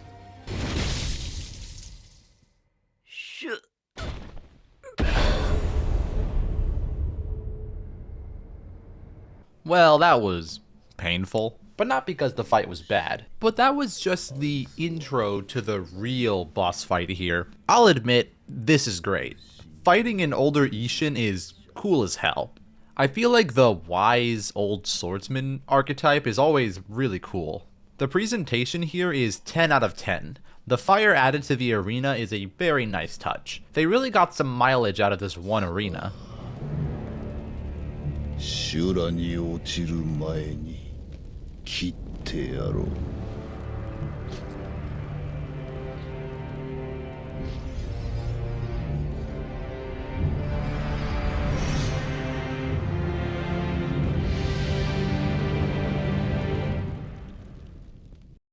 And the music, it's really similar to a Sword Saint version, but it's much darker sounding, which does fit perfectly. Onto his fight. At first, I honestly didn't particularly like this one as much as other people. Maybe fighting the Sword Saint version first kind of spoiled my opinion on this one. So his first phase, I call it Baby Sword Saint, because that's pretty much what it is. It is a simpler version of the final boss's first phase, which still makes it really good. It's really fun and difficult, and his movements are unlike anything you've really seen before. The way he glides across the ground towards and away from you and behind you honestly looks so damn badass. His movement is unnatural and kind of uncanny, like he's some higher being just flying around the arena. It's honestly fascinating. I've noticed he can string together his attacks a bit differently than the Sword Saint version, so he isn't just a carbon copy, but he is missing some of his most iconic attacks from that fight that I will go over once we finally get there. He still keeps Ashina Cross and Ichimonji, which are two insanely satisfying attacks to parry. Also very challenging, of course. They pretty much require hard-coded memorization. Ichimonji just has this insane impact to it, and the sound it makes, the sound is like goddamn crack because I can't get enough of it. Not only is this attack extremely punishing because you don't get to hear that orgasmic sword clash sound, but also less importantly, if you fail to parry this attack, it'll usually set you up to being hit by the second hit, which gets a really tight parry window. It's still doable, it's just really tough, and usually I get hit by the second hit. It is brutal if you miss. And then Ashina Cross is punishing in its own way, because it actually damages you through your guard. It is a very unique attack, and it's honestly pretty fun to parry. You can react to the dash, which makes it a less annoying delay. Isshin really does feel very powerful, as he should be. The only things different from the Sword Saint version is... yes, the dodge. I honestly love this. Most bosses will just block or parry you, but Isshin, he has his own flair to it. There have been so many montages of Isshin just dodging Sekiro's attacks like this. It's so iconic. And then he has the suplex, like I said before, not much else to say here. Overall, Isshin's first phase almost feels like a teaser to the Sword Saint version. Old man Isshin isn't in his prime, and this boss can technically be seen as a mid-game boss because of how early you need to fight it. It kind of makes sense why he's simpler and easier than the final boss, which honestly means he's not easy at all. He is still an incredible challenge, and I don't think anyone will be disappointed in that regard. It's a good phase 1. Onto his phase 2, it might come as a surprise that I actually have mixed feelings about this one. Or at least I used to. I've heard a lot of people hype this fight up, which of course did kind of raise my expectations a little bit, but he mostly ended up being annoying and frustrating when I first fought him. I'll be honest, this boss really pissed me off on my first playthrough. But the thing is, in hindsight, my frustrations with him were mostly avoidable. The main thing that annoyed me was, once again, fire chip damage. I am tolerant of its existence now, but I'm not sure if I still really love its implementation. Let me explain how I felt on my first playthrough. The first time I fought him, I did not actually use the fire umbrella because I didn't have it unlocked, and it also just wasn't really on my mind when fighting him. If I did have it unlocked, he would have been far easier for me. Without the fire umbrella, parrying these attacks does chip damage. A lot of it. This one 3-hit combo was one that I really hated. and whenever I tried to run away or dodge it, he would often just keep tracking me and catch me anyway. After trying a couple times, I completely wrote off the dodge because I honestly thought it was terrible. And I didn't know that dodging forward gave you more iframes, which is rather odd. And it does feel kind of weird in practice, but it still does work. You can actually get behind him rather comedically easy this way, and score a lot of free hits on him. Dodging forward into him is the most consistent way to avoid this attack without actually using the umbrella. Well, doesn't that just look silly? This looks like it shouldn't work, but it does, although not nearly as satisfying as parrying it. But it is there if you don't feel like being forced to use the umbrella. Parrying with the umbrella is fine, of course. You still get that same parry satisfaction, but the fight is pretty much played the exact same way if the fire damage wasn't there. It just leads you to parry it with this instead, or to use this iframe tool instead of this one. It's not like it's unfair though. It's really up to the player if they find this to be fun, and to me, it's fine. I do like using the umbrella, admittedly. His other attacks are kind of interesting. The flame wave looks pretty neat. You have to avoid it by jumping to the side. Dodging doesn't actually take you far enough to avoid it. And then of course he has his special move, the fire eruption from the ground into one mind. Honestly, a really badass attack. And parrying it is surprisingly consistent, except for one hit, I'll get to that. It also feels really awesome to parry, which I think is a pretty important factor for an attack like this. It makes fights more fun. It unfortunately isn't completely devoid of issues though. For a special attack, he uses this very often, and it honestly forces you to wait a lot for him to complete the attack. He starts it up and waits about 5 whole seconds to start the eruption. You slowly move to the same position that is safe, wait for him to finish the fire, which you don't parry, block, or dodge, you just have to wait for it to erupt, then wait for him to slowly approach you, and then mindlessly spam guard. It gets a little bit tiring after like the 10th time he does it, and I'm not exaggerating with that. He does this attack that often. Now, of course, you don't necessarily have to just stand there. You can run up to him and parry that little double slash, but sometimes it can put you in a slightly unsafe position, but not too often. For me, this attack was a bit of a pace breaker, just a little bit. It is still a really cool attack overall, and I like that it's here. Although let's talk about that one random slash. Once again, we have a problem in Sekiro's frame data. Now for the next hard to deflect attack. One mind. Yeah, there isn't much to say here. You just don't have enough breathing room, as the consecutive attack is way below 300 milliseconds needed to be on the verge of being deflectable. So you are guaranteed to be damaged very slightly without using the umbrella.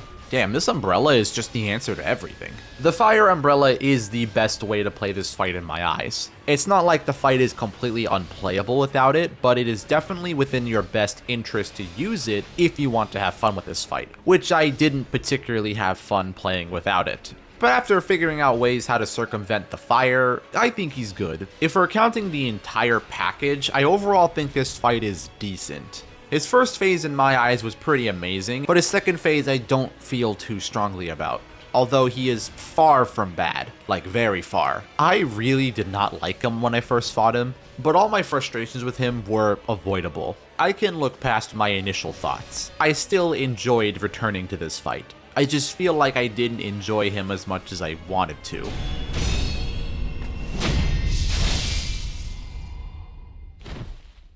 Sekiro, it was not to be.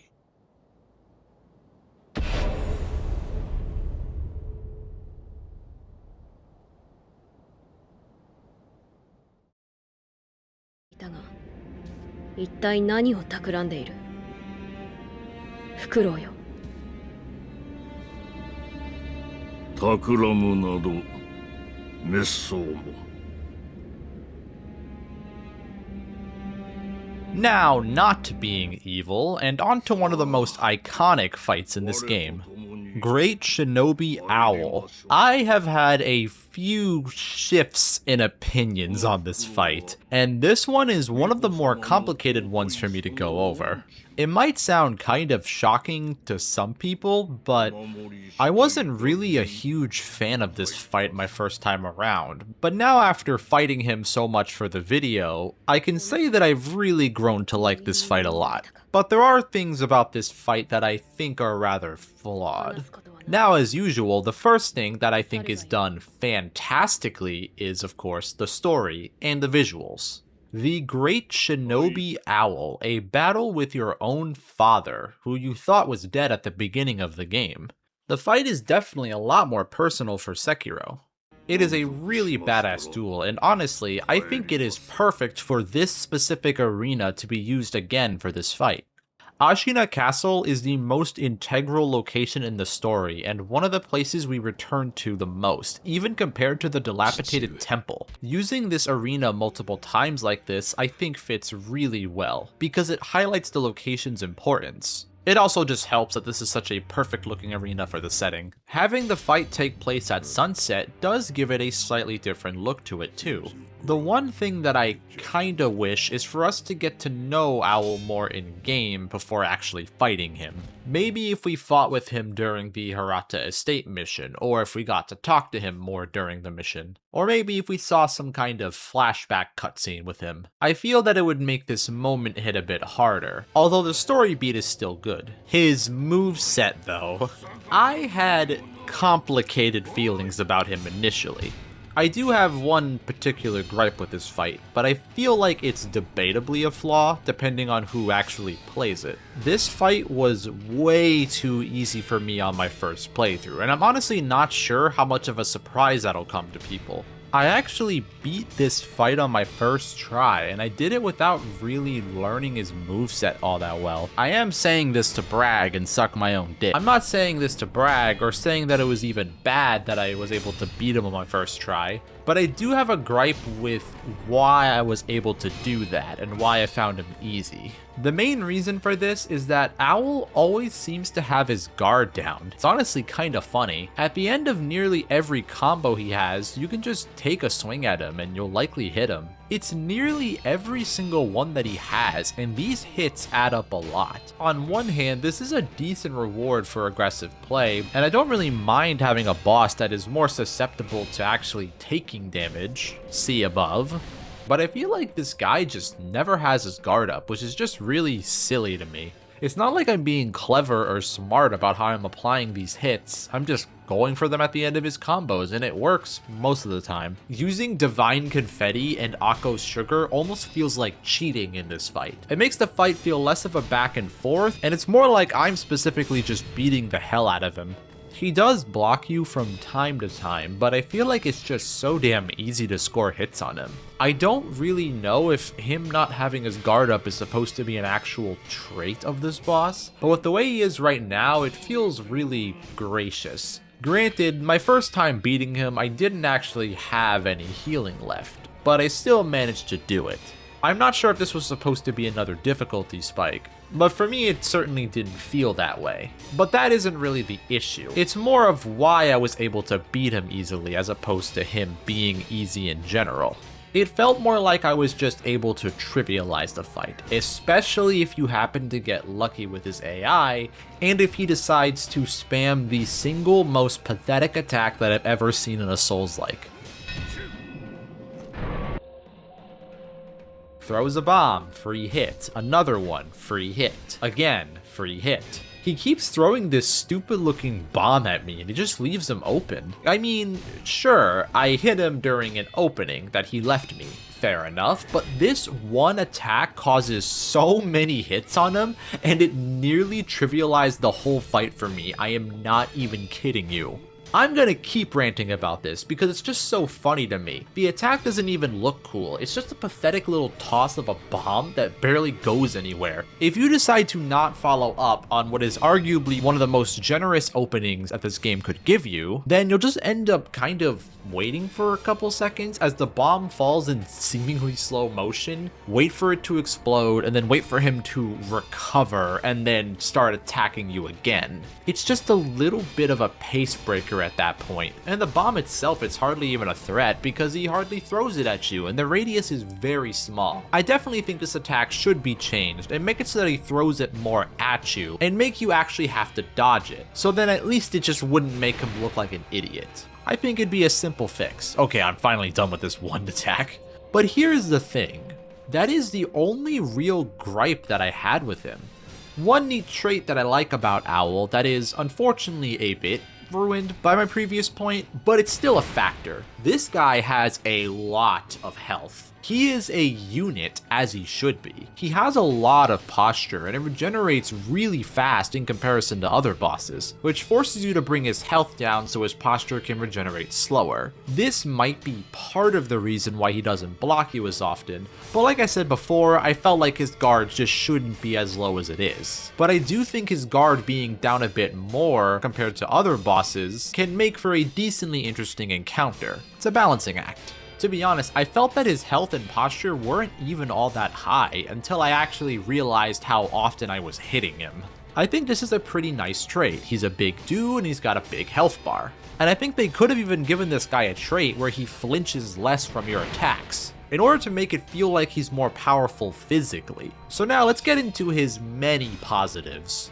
His moveset is honestly fantastic. He's super varied and unique. I always love seeing the occasional boss that has a lot of very unique moves within the same moveset that is designed to force different responses from the player. Owl fits that very well. He does a lot more than just swing his sword at you. He has the previously mentioned tiny grenade that doesn't allow you to use items. He has these Shinobi firecrackers that do fire damage, and they do deal chip damage to you when you parry them. But the thing is, dodging this attack is very consistent, and it is a pretty obvious telegraph that this is your intended way to dodge the attack. He has shurikens for basic ranged attacks. He even jumps around, he backflip kicks off your sword and dashes at you. He's very nimble for such a big dude. And the last trick he has is...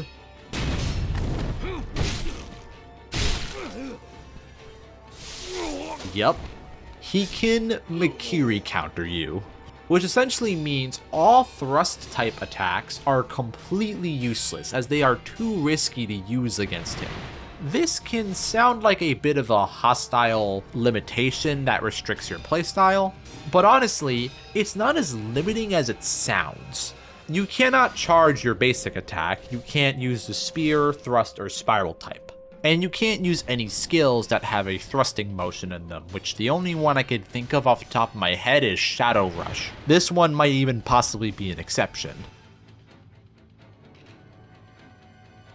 That's honestly about it. It isn't super limiting. I feel like all of his tricks and tools fits Owl's personality. He's always described as a cunning owl, so seeing him use some tools other than a sword, just like us, I think is pretty neat. And it honestly makes his moveset very fun. Everything that he has is a tool that we can use. He just uses some of them in slightly different ways. I always find it pretty cool when a boss uses our own moves against us.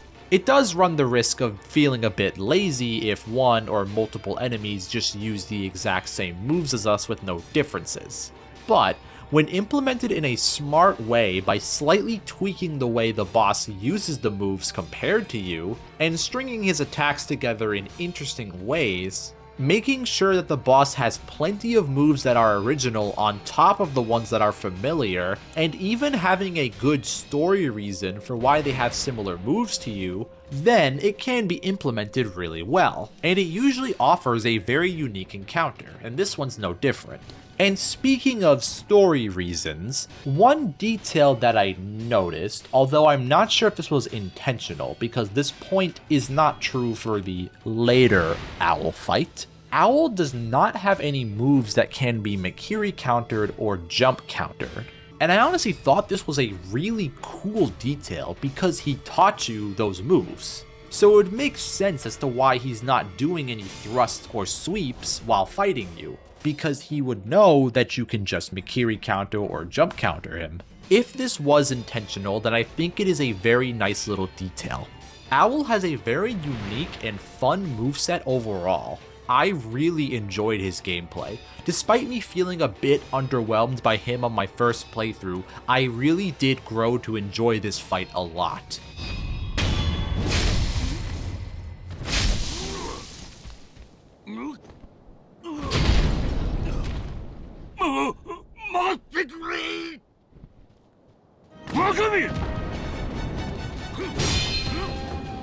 Of course, very fitting. To be honest, I actually did for a second think that the game would allow me to spare him, because FromSoft would do something like that. But a little fake out is very fitting for this character. You also get different dialogue if you go in for an attack instead, which is pretty neat. So the first new attack that you see in this phase is the smoke bomb. This one leaves a lot to be desired. He throws smoke in your face to get away, but he doesn't really do anything with it. Sometimes he'll actually do a slash out of the smoke, which actually does kind of give it a purpose. But most of the time he'll just attack when the smoke goes away, so it mostly just serves as a pace breaker. A short pace breaker, but still one nonetheless. He can only do like 3 different attacks out of the smoke grenade as well, so it starts to become a bit repetitive when he keeps doing it. And guess what one of those attacks are? Yup. He also swaps his shurikens for poison, which kind of mimics our Sabimaru. I actually like this change, adding some area denial instead of a simple projectile. You cannot ignore this either. The poison buildup is very fast, so this is an actual threatening attack. But just like with most of the previous duels, there isn't much else that changes about his second phase. On one hand, I think it's fair to want more changes and just a couple of new moves between phases. I mean, all of the other duels got the same treatment, and it was only the Guardian Ape that got a huge change in his second phase. But honestly, this game is often described as a rhythm game. You're meant to get into a flow with parrying and dodging the boss, and part of it is not only reaction, but also memorization. Having to learn a completely new moveset with every phase change would get pretty tiring. So I honestly do like the approach they went with, where you're mostly dealing with a couple of new moves with every phase change, usually enough to prevent the fight from just being a repeat.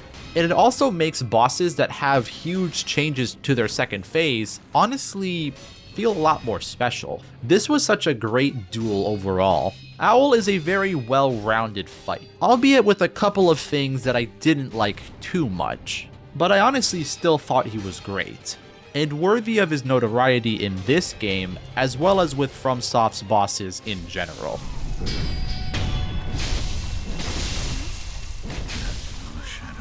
You taught me well. That's my boy.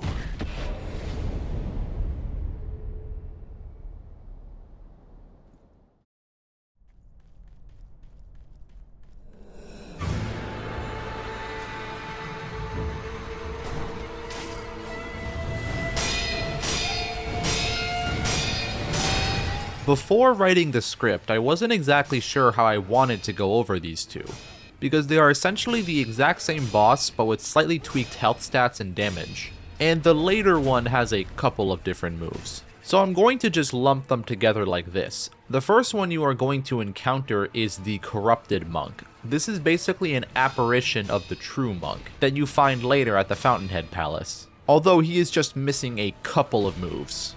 So, boss reuse. This is about as bold as it can get. I definitely don't dislike its implementation here, but I can't really say that I liked it either.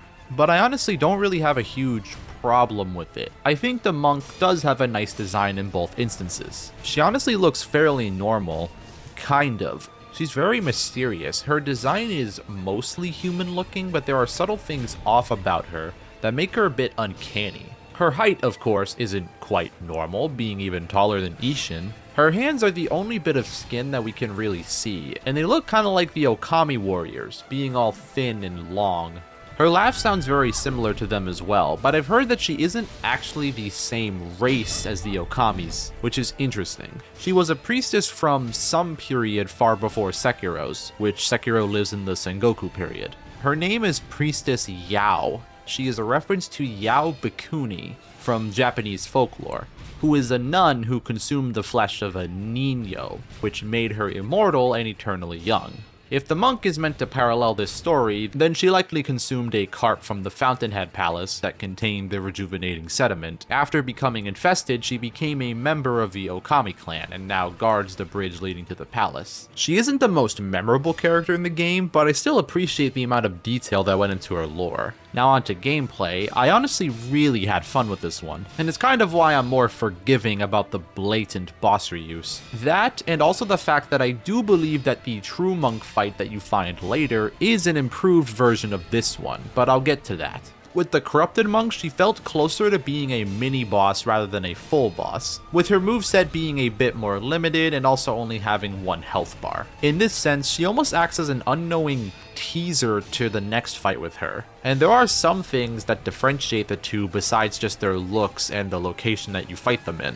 One thing that is interesting about the Corrupted variant is that to a degree, you could almost see this boss as a gimmick fight. This is a boss whose health needs to be lowered in order to bring down her posture. As in, it's not an option unlike, say, Owl Father, who has pretty decent posture regeneration. But you can still kill him without actually hitting him. You might just need to get a little lucky with his AI and hope that he continues pressuring you. For the Corrupted Monk, while it isn't completely impossible to bring her posture down without hitting her, you would essentially have to be completely perfect and do this specific strategy that this person is doing, where you're essentially doing nothing but parrying, even the thrust attack, and also attempting to stay in her face literally the whole time. And this strategy does require perfect execution. So unless you're doing that, you will need to be lowering her health so that she doesn't regenerate her posture. You'll want to get the monk's health down to about below half before you're able to consistently raise the posture bar. The monk is super aggressive and it is decently tough to sneak in hits mid-fight, but I do feel it's at least reasonable. She doesn't block you that often, and some of her combos leave you with a decently generous amount of time to hit her. But not only that, compared to the true version, the Corrupted version has a couple of extra weaknesses. If needed, she is very weak to Divine Confetti, unlike the true monk. Divine Confetti also allows you to slightly damage her through her block, so mixing that with Akko's Sugar is a good way to get her health down very quickly. There is a decent amount of tools that are viable to use to lower her posture. One of them that is surprisingly good is the Phantom Kunai, or even just the Gouging Top Shuriken, which can both easily whittle down her health without much risk. The Corrupted Monk being an illusion means that Snap Seeds are also effective against her, by giving you a lengthy stun window. I would definitely recommend you take advantage of any one of these, because while normal hits are viable, it does take quite a decent amount of time to actually get her health down. I didn't really feel super punished for not using all the tools, and having so many different options here is nice. It goes to show how much you really should be exploring these levels and finding the tools that you need to tackle any encounter. This fight is a bit of an endurance test because she actually only has one death state that takes a long time to reach. She makes it last almost as long as many other bosses. That also means that you can't take advantage of the health and posture regain that you get from each death blow. Swapping over to her true version, I really love her entrance. If you're sprinting, you'll get knocked back, which I think is really funny. Being thrusted into a main boss like this so suddenly is really cool. And this arena, oh my god, it's so beautiful. A battle on a big bridge, not that one. It is surrounded by, I think it's maple trees. You can correct me if I'm wrong, but it's really beautiful. The arena honestly does play decently well, although it is a little bit tight, which can mess with the camera at times and force you into bad positions when it's not necessarily your fault. Although these issues aren't really that common. It's mostly just something you need to be aware of. In my experience, I was only hit a couple of times while I couldn't see anything, and at worst, possibly knocked off the bridge. But honestly, it is fairly uncommon for stuff like this to happen. There isn't really a whole lot of movement in the fight, and when there is, the monk is only moving forward and backwards, I've noticed. Not really horizontally at all. So it actually allows you to position yourself along the bridge without really needing to change it. It feels like her moveset was balanced around the arena really well, and any times I got hit by being stuck or pushed into the wall, felt like it was really unlucky rare instances. Now the first thing you'll probably notice after her appearance is that this is a 3-phase boss fight. Yes, but it doesn't overstay its welcome. Each individual phase didn't really last very long for me. She doesn't have the insane posture regeneration that the Corrupted version has. When it comes to her actual combos in both encounters, this boss to me is one of the best visual examples that I can show to why this game's combat is so appealing to me. This fight is why people call Sekiro a rhythm game. This is the most dance-like fight in this game. The flow state that you reach in this fight, in particular, is so nice and fun to get into. It is unlike any other boss in the game. Her combos feel so smooth and so fluid. You can see it in her swings. Each one so naturally transitions into the next one, and it flows so incredibly well. These combos can get long, but it feels so nice to parry them. Her attacks are fairly slow to about average speed, and you can very clearly see the arc of her weapon. It almost feels kind of weird at first because of how dance-like the fight was, but it was pretty easy to get used to for me. The attacks are very well telegraphed and feel so natural to parry, and because of this, on my first playthrough, this was another boss that I actually managed to beat on my first try. But I definitely would not call this boss easy. She feels very fair, for the most part, although there's a couple of weird problems with some of the monk's attacks. I'm not sure if this is a bug or just an unintended interaction with the hitboxes. Sometimes her normal attacks can just straight up ignore your guard. I'm not sure if they can ignore parries, but I've noticed that from time to time I am hit while blocking, which I'm not sure if that's intentional, because they are just normal attacks with no perilous symbol or anything like that. I would like to know if this happens often with anyone else. It's like the hitbox is hitting behind Sekiro or something. Now, because this boss has 2 more phases, she actually goes through a couple of different changes. As soon as her second phase starts, she uses her new illusion attack, where she summons shadow clones of herself to do some of her basic attacks. I do not know what this game's issue is with phase change opening attacks, but just like Lady Butterfly's illusions and Owl's smoke bomb, this attack slows the fight to a crawl.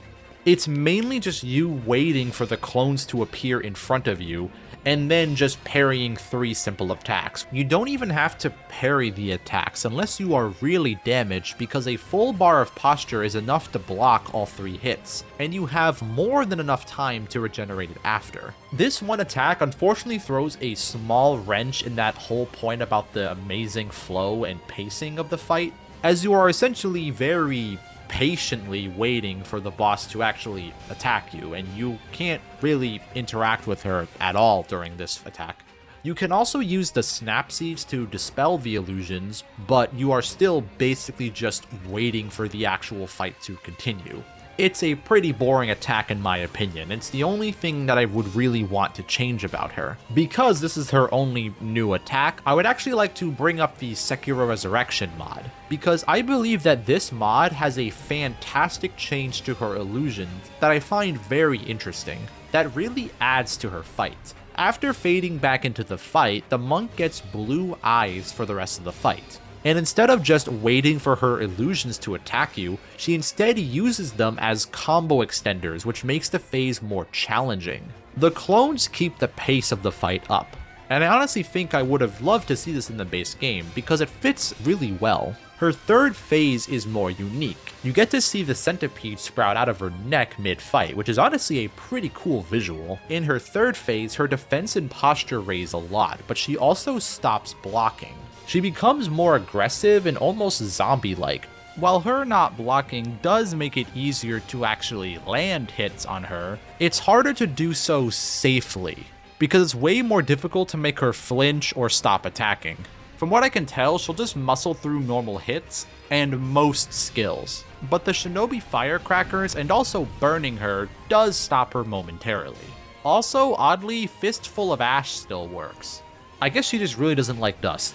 Her voice also changes. She starts screaming as if she's angry. It makes it feel like she became more feral and aggressive after taking a lot of damage, and it reflects in her moveset. Her recoveries are a bit shorter, and she generally attacks more often. And she also finally gets access to this awesome spin attack, which the corrupted version actually started with. This one is a highlight, and it's very fun to parry in my opinion. It adds to the fight feeling like a dance. It has a consistent flow that slightly slows down with each hit, and it's so satisfying. This is where her fight gets more complex. She gets these little maggots that deal terror. It's something to be aware of, but it's a small part of the fight. Just a little attack that adds a bit of variety and some status management. While having most of the same moves, a lot of her combos change. They generally get longer and she can string them together in different ways compared to her first 2 phases, or I guess 3 if you count the corrupted monk. Her attacks also seem to get faster, which makes her a lot more aggressive.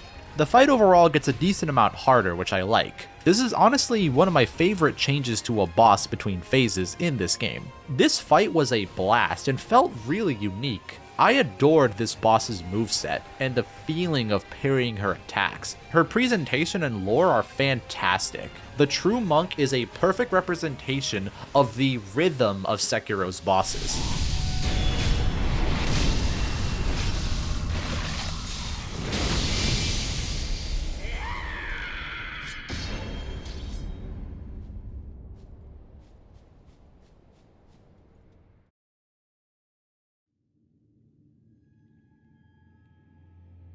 Despite this section likely being the shortest one, that doesn't say anything about this boss's quality.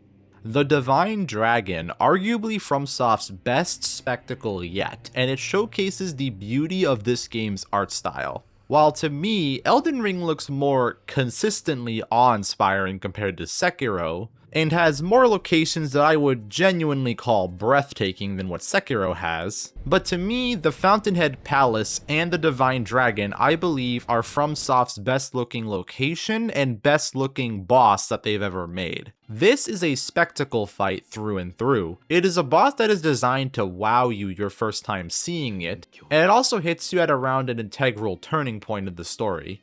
It doesn't have super complex mechanics or a super challenging moveset, and that is okay. While the Divine Dragon is primarily a boss that is designed to look amazing, it isn't completely devoid of any gameplay, and it still has some honestly pretty fun mechanics to play with. But we'll get to that later. We of course have to start with his first phase. This one's a weird one. These strange looking tree guys come out of the ground. Just kill them to lower the health bar and ignore the red ones. It's a simple but okay little gimmick. The tree guys don't really have any super interesting attacks, and they mostly just let you hit them. They have these little growing root attacks, and they have poison vomit, but that's about it. I think they're just designed to be simple, and they kind of set a mysterious tone. Because you'd probably doubt that these guys would be the whole fight. There's probably something else after them. So, let's move on to that. You get a very awesome cutscene that I cannot overstate how nice this whole fight looks.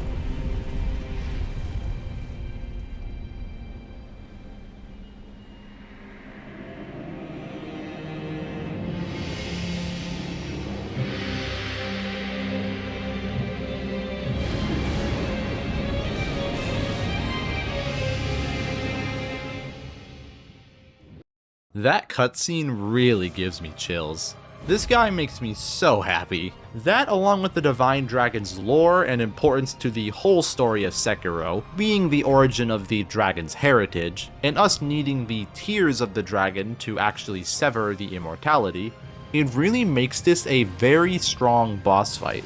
The origin of the dragon's heritage and immortality itself, this curse on the world that causes so much suffering and corruption, that Sekiro and Kuro intend on removing. The fight feels kind of sad in a way, because the Divine Dragon isn't necessarily evil, it's just misplaced. We aren't killing some evil entity that conquered Ashina, we are killing one that was brought here for unknown reasons, and it acts as a source of imbalance in the world. We are doing something necessary in a process to end the suffering of our world. Sekiro is doing something he needs to do, and this otherworldly creature is the key to that. I highly suggest that you watch some videos on Sekiro's story themes because it's honestly really interesting and it's emotional. And a lot of people would probably do a better job at describing it than me. So now on to its gameplay. The dragon starts with some pretty simple, very telegraphed slash attacks. Vertical slashes are parryable and the horizontal ones are jumpable. Unfortunately, no Mikiri counters though, which would be absolutely insane if we could. Damn it, Miyazaki, I don't care if the sword is the size of a building, I want Mikiri counter! The dragon's moveset is very simple and easy to understand, almost to a fault, which allows you to take in all the visuals and listen to the music. I will admit that because of this, the fight does generally lack replayability. I never go back to this fight in the boss rematch. That doesn't really mean that I don't like coming back to it once per playthrough. While I do think it is feasible to have both spectacle and gameplay merged into a fight, and that can create some genuinely amazing encounters, I think those who have fought Rykard from Elden Ring could definitely attest to that. I think it is fine for a spectacle fight to just be that, a little treat for your eyes. Now on to the real gimmick. Grapple the correct tree and watch Sekiro do arguably the most badass attack in any FromSoft game. Part of me wishes that I needed to actually parry the lightning in order to use it, because I would just love to feel that feedback just parrying it in the air, but that isn't necessary at all. The correct branch is indicated by the one with lightning on it. So you grapple that and watch him fly. It's a very simple attack, but it's super satisfying. You don't really have to think too much, but you do still have to be a bit careful. If you happen to grapple the tree as the dragon is attacking, then there is a very good chance that it'll hit you. So timing it during the dragon's recovery does matter. You can also time it over a sweep, which looks really cool. You can even chain multiple lightning strikes before hitting the ground. You just have to grapple to the next branch. If you hit him while he's doing his little shockwave move that blows Sekiro away, then you can actually interrupt it and allow for more hits on him quicker. It feels like FromSoft really put a lot of effort into making this one gimmick as engaging as possible. Now when you get him down to his last hit, the dragon unleashes one final combo to try and kill you. This one is actually fairly complex and challenging.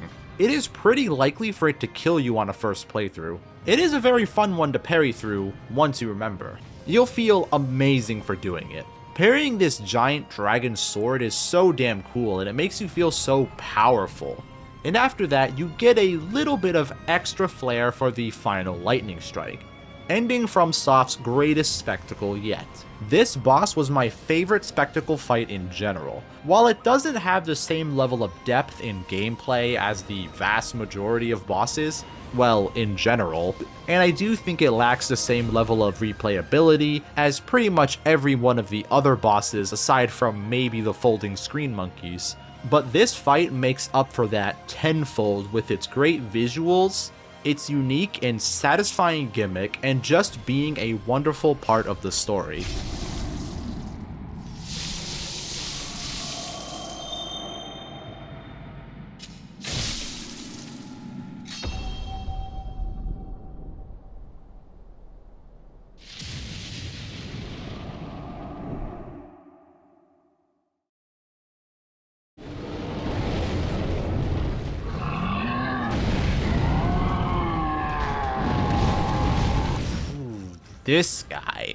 This damn guy.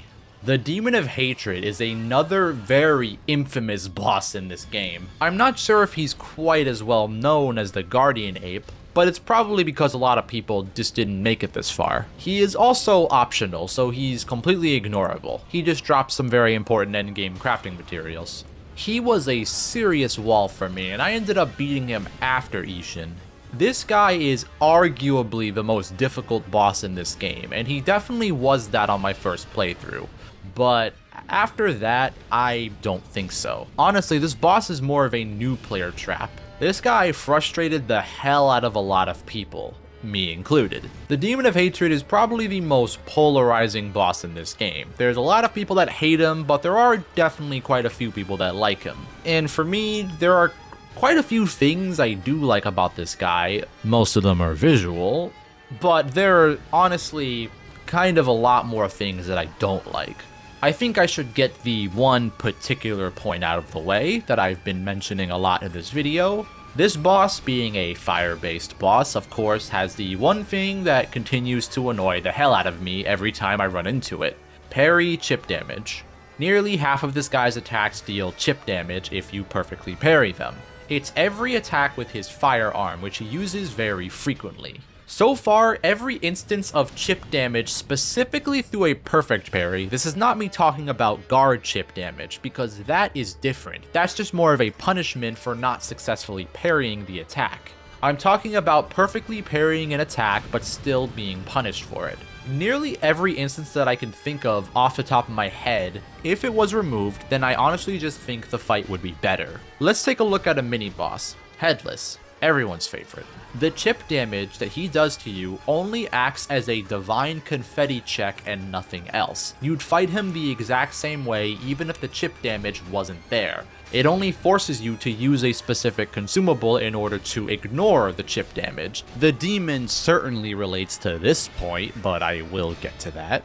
And with Headless specifically, the fog limits your movement and doesn't allow you to dodge, so you can't even use that. Another mini-boss, the Bull. The fire chip damage there just forces you to awkwardly kite around him until he's dead, in a tedious exercise in patience. In both Isshin Ashina's and the Demon of Hatred's case, I can at least say that the chip damage is used better than those two examples, although you'll notice some similarities. You are capable of using the dodge in both cases, albeit to me it just feels a bit awkward. I've heard some people say that this fight is more similar to a Bloodborne style fight instead of a Sekiro fight, and that's why a lot of people don't like it, because it punishes parrying, the one main method of avoiding damage that you are intended to use, and forces you to dodge to avoid damage instead. That's something that a lot of people don't like. I've very recently played Bloodborne, and I've played a ton of Lies of P, with that being the closest thing to Bloodborne without actually being Bloodborne. I really do not feel that the Demon of Hatred plays like a boss in those games, although I do see where people are coming from with this. He does kind of feel like a Dark Souls boss in a similar way that the Ape does, as in they both attack in very specific combos, and they have very visible and consistent recoveries. Bosses like Genichiro, for example, can stop and continue attacking seemingly whenever he wants. He does have combos, but he can also just spam basic swings. He can very quickly switch between any move that he wants in a way that a Dark Souls boss can't really do. Genichiro also blocks and retaliates. You can force him to start attacking so you can parry him, and he can cancel his animations to block you. He doesn't have the same recovery windows that most Dark Souls bosses have. This is by design. When you run into this boss, he has very deliberate combos and fairly obvious opportunities to attack him. In that sense, it is kind of like a Dark Souls boss, but in practice, how you fight this one is much different and much more awkward in my opinion. I'm sorry if this is going to sound like a rant, but I'm going to be pivoting away from the demon a little bit to specifically talk about the dodge, because I feel like how the dodge works in this game harms this fight in particular, and I need to explain it. If you are really intended to use the dodge to avoid these attacks, then I feel that FromSoft needs to make the dodge feel better to use and make the players actually want to use it. This is a little bit of an extreme example, but let's take Lies of P. The dodge and the perfect guard in Lies of P are very interchangeable. The dodge gives you a lengthier iframe window, which makes it safer than using the perfect guard, but the perfect guard gives you more reward with the posture and also all of the P organ upgrades. But sometimes there are some attacks that are just really difficult to perfect guard, so it might be a better interest for you to use the dodge in order to properly position yourself away from the attack. There are reasons why you'd want to use one over the other, but overall I'd say the perfect guard is the general superior option, while the dodge is mainly a safer tool that can move you away from the attack as well as giving you a lengthier iframe window. Now Sekiro is a far more parry focused game, so I feel that the approach would have to be slightly different, but the mindset could be at least a bit similar.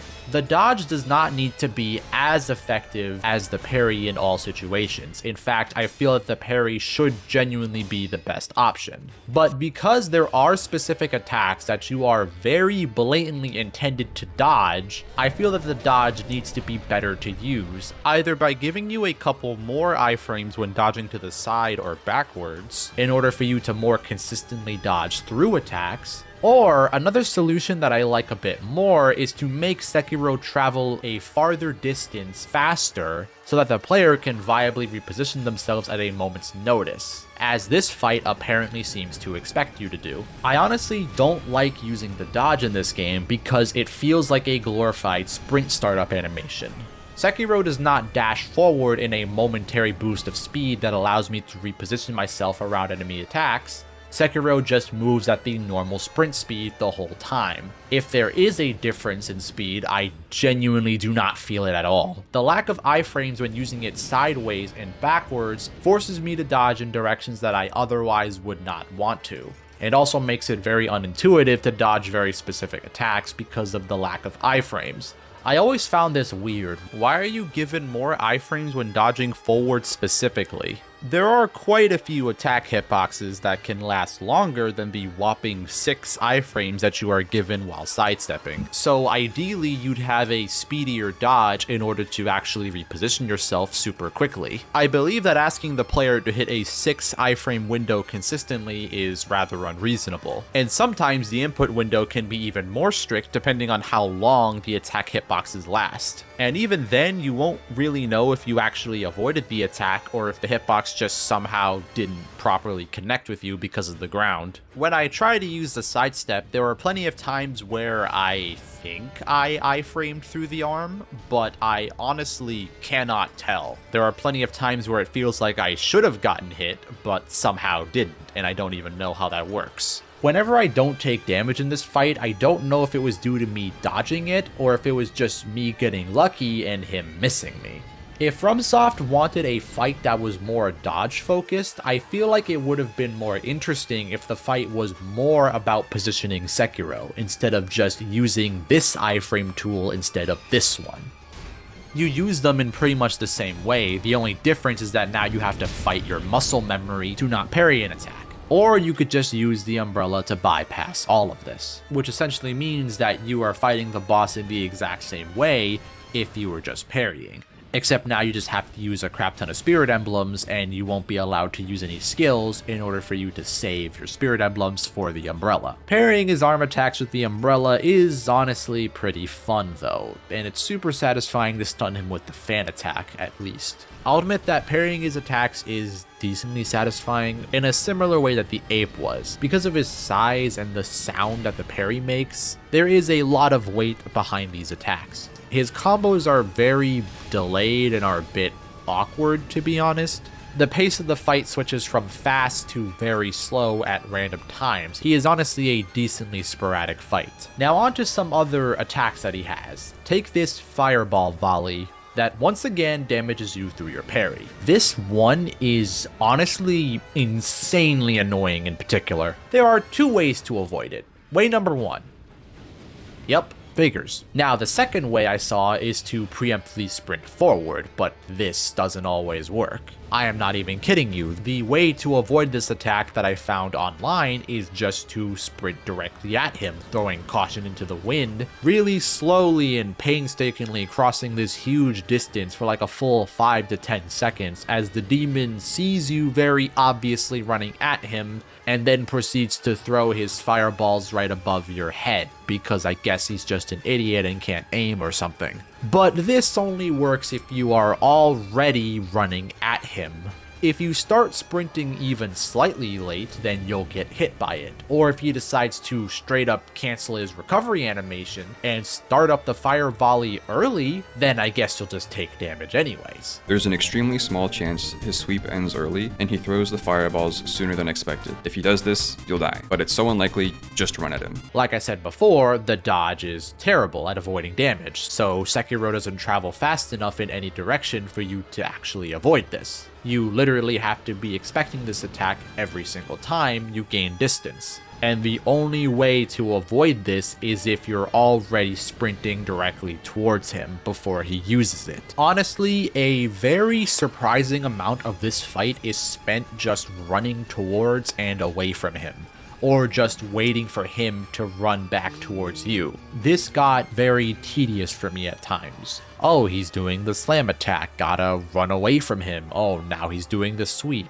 gotta jump over him and run towards him again. Oh, he has the most powerful evasive in the game. I guess I gotta run halfway across the arena again.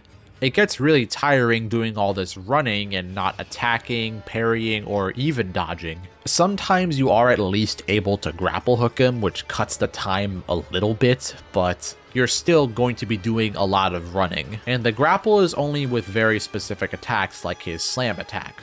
But it turns out you can avoid this with the umbrella, so I guess that would also cut time. That's good, I guess. On to his phase 2, one thing I will give the demon props for is that he actually does get a decent amount of extra attacks, so it makes each phase feel honestly decently unique from each other. So one of his new attacks is this charm fire spell attack, fire and chip damage. So the way to avoid this attack is to run around in circles for like 10 to 20 seconds so that they all miss you. The amount of spells thrown your way will definitely kill you if you try to parry these. Or once again, you could use the umbrella if you feel like wasting a ton of spirit emblems. Now, if you don't want to waste all of them, then I sure hope you have enough stamina to actually block all of them. Using the umbrella is honestly a bit weird here, because if you just hold out the umbrella over your head, honestly, like half of the charms will miss you, and it'll usually, most of the time, leave you with enough stamina to block any ones that do hit you. It is once again an attack that just feels like it's stalling for time. Like take his dashing sweep attack. This one does allow you to grapple to him, but sometimes he just moves far enough away that you can't reach him, so you just have to run at him. I feel like it would be okay if some attacks were like this, but there are just so many that force you to close distance between him, and I just want to spend more time actually fighting him instead of just constantly running at him. Now, when you aren't running away or towards him, your time is spent right underneath his crotch as you spam attacks at him and hope he misses you with his firearm. As you end up doing this, you'll figure out which attacks will just not be able to hit you there because the hitbox just can't seem to reach you for some reason. You're like a little rat crawling around his legs and he just can't hit you sometimes. I can at least say using the forward dodge is consistent when the camera isn't constantly being thrown around and messing up the direction of your dodge. Arguably, this fight probably has the worst camera in the game. It contends with the Duo Ape. The camera is usually positioned either inside of his head or on the ground staring up at his crotch, both which don't give you the information that you need to live. I don't think untargeting and fixing the camera is necessarily a viable option for the player. The camera doesn't zoom out, and not to mention how many times he'll jump out of view or just sprint out. So to me, there just literally isn't any form of player input that can make the camera more manageable. Let's keep coasting along one by one with each of his attacks. This one fire wave attack is kind of finicky. It's not bad, it's just, again, a little bit weird. You actually have to specifically jump to the side, because the fire is bigger in the center. This honestly makes the window a bit tighter than what you'd expect. And depending on the demon's distance and the ground's elevation, the exact timing can sometimes be ambiguous. Although half the time you're just able to land in the fire without it actually damaging you, which makes it feel even more inconsistent. I feel like this just exacerbates my problem with dodging. In fact, I actually think this is a perfect representation where I don't understand why I do and don't take damage. Guess what is the safest way to dodge this? Well, that just makes no damn sense, but sure. Wait, so you're telling me you can't block this, but you can block this? At this point, using the umbrella almost feels like cheesing the boss instead of fighting it the intended way, but I am honestly not really sure what the intended way to fight this thing is. Take this one random diving attack that is somehow a pain in the ass too. Not only is it delayed as hell with him magically suspending himself in the air for like 3 seconds before landing, but the hitbox will hit behind you half of the time, at least it did for me. The umbrella can avoid this pretty consistently because the blocking hitbox is larger, so you can use that if you actually have enough spirit emblems to use it. I am making this fight sound really bad and that I absolutely despise him. And that is because I did. I used to absolutely hate this fight on my first playthrough. I thought this was the worst fight in the game and put a huge blemish on this game's main bosses. Now that goes to Duo Ape instead. Granted, like I said before, on my first playthrough I didn't know the forward step gave me iframes, so I fought him without it, which only made the fight worse. If you were allowed to use the fire umbrella without any limitations, then honestly, this fight would be a lot more fun. We are now on his third phase, and by now I usually get very exhausted with this fight and want it to be over. One, because I don't particularly enjoy it, but also because this is by far the longest fight out of every single one in this game. I think this guy has way too much health. He already has 3 phases, which makes the fight long enough, but each phase has an insanely high amount of HP.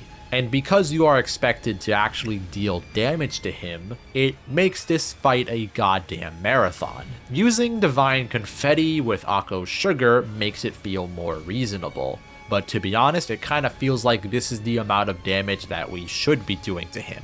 Maybe slightly less. In his third phase, he gets like 2 more attacks. This flame circle attack that honestly looks sick, assuming he uses it in the middle of the arena, because if he uses it super close to the wall, then it can severely limit the area that you can move around in. At that point, it'd probably just be better to run away from it, which kind of loses the cool factor of fighting this guy surrounded by a circle of flames. You're supposed to just jump over the first swing and then not do anything for the second one as it goes above your head. The uneven ground can sometimes screw you over with the initial spin. Sometimes if your elevation is too high and his is too low, then you'll jump over the first one just fine and you might get hit mid-air by the second hit.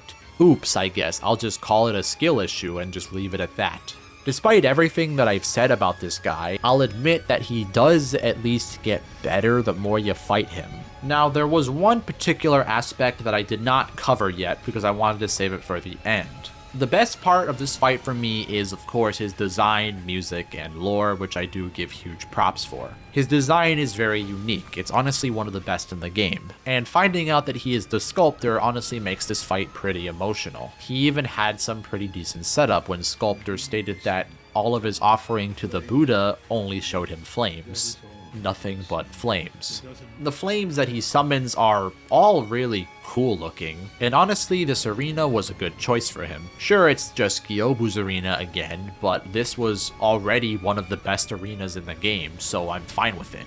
A battlefield littered with corpses is a pretty fitting place to fight this guy. Of course, the music is also very unique. It isn't my favorite track, but I feel it fits perfectly for the tone of this fight, so I honestly wouldn't have it any other way. I learned how to vaguely kind of avoid everything with some inconsistencies here and there, but still, this just in the end did not click with me very well. Most of his moveset is just frustrating to deal with, or at worst inconsistent. Whether it's problems with the moves themselves, or problems with the dodge not being ideal to avoid damage. I believe this fight is heavily flawed, unfortunately. I said in the beginning of this portion that I believe this guy is a new player trap, because that is what I think about him. I honestly find the next 2 bosses to be more difficult in general. Most of his attacks aren't really that complex, they just have very obtuse ways of learning them, or are just straight up inconsistent. Even though this fight is sort of learnable, it still just really didn't click with me.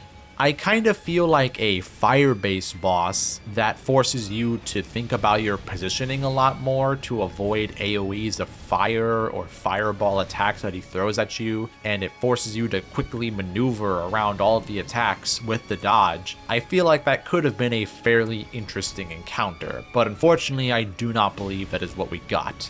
I can at least appreciate though that there was an attempt to make this guy feel like a unique encounter, and for that I honestly cannot hate him too much anymore.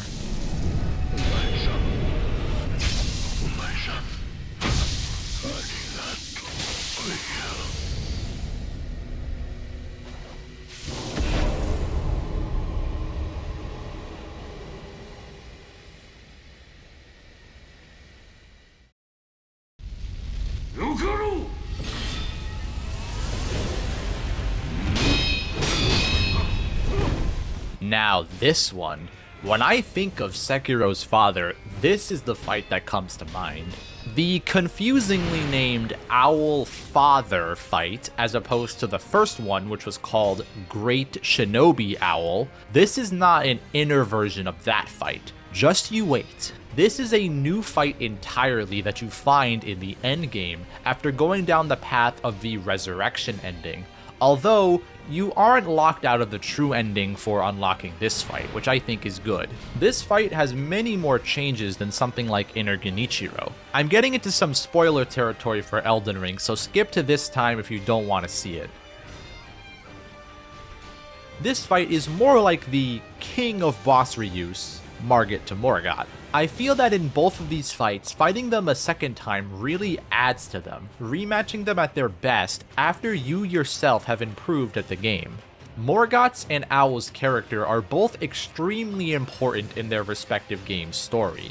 And after fighting them the first time, you almost kinda get a feeling of having unfinished business with them. This is one of the big three most iconic fights in this game. The best fights to show off what Sekiro is all about, having anime-like duels with Master Shinobi and Samurai, with both of you doing crazy techniques, super fast and complex combos, having a constant back and forth, parrying, guarding, attacking.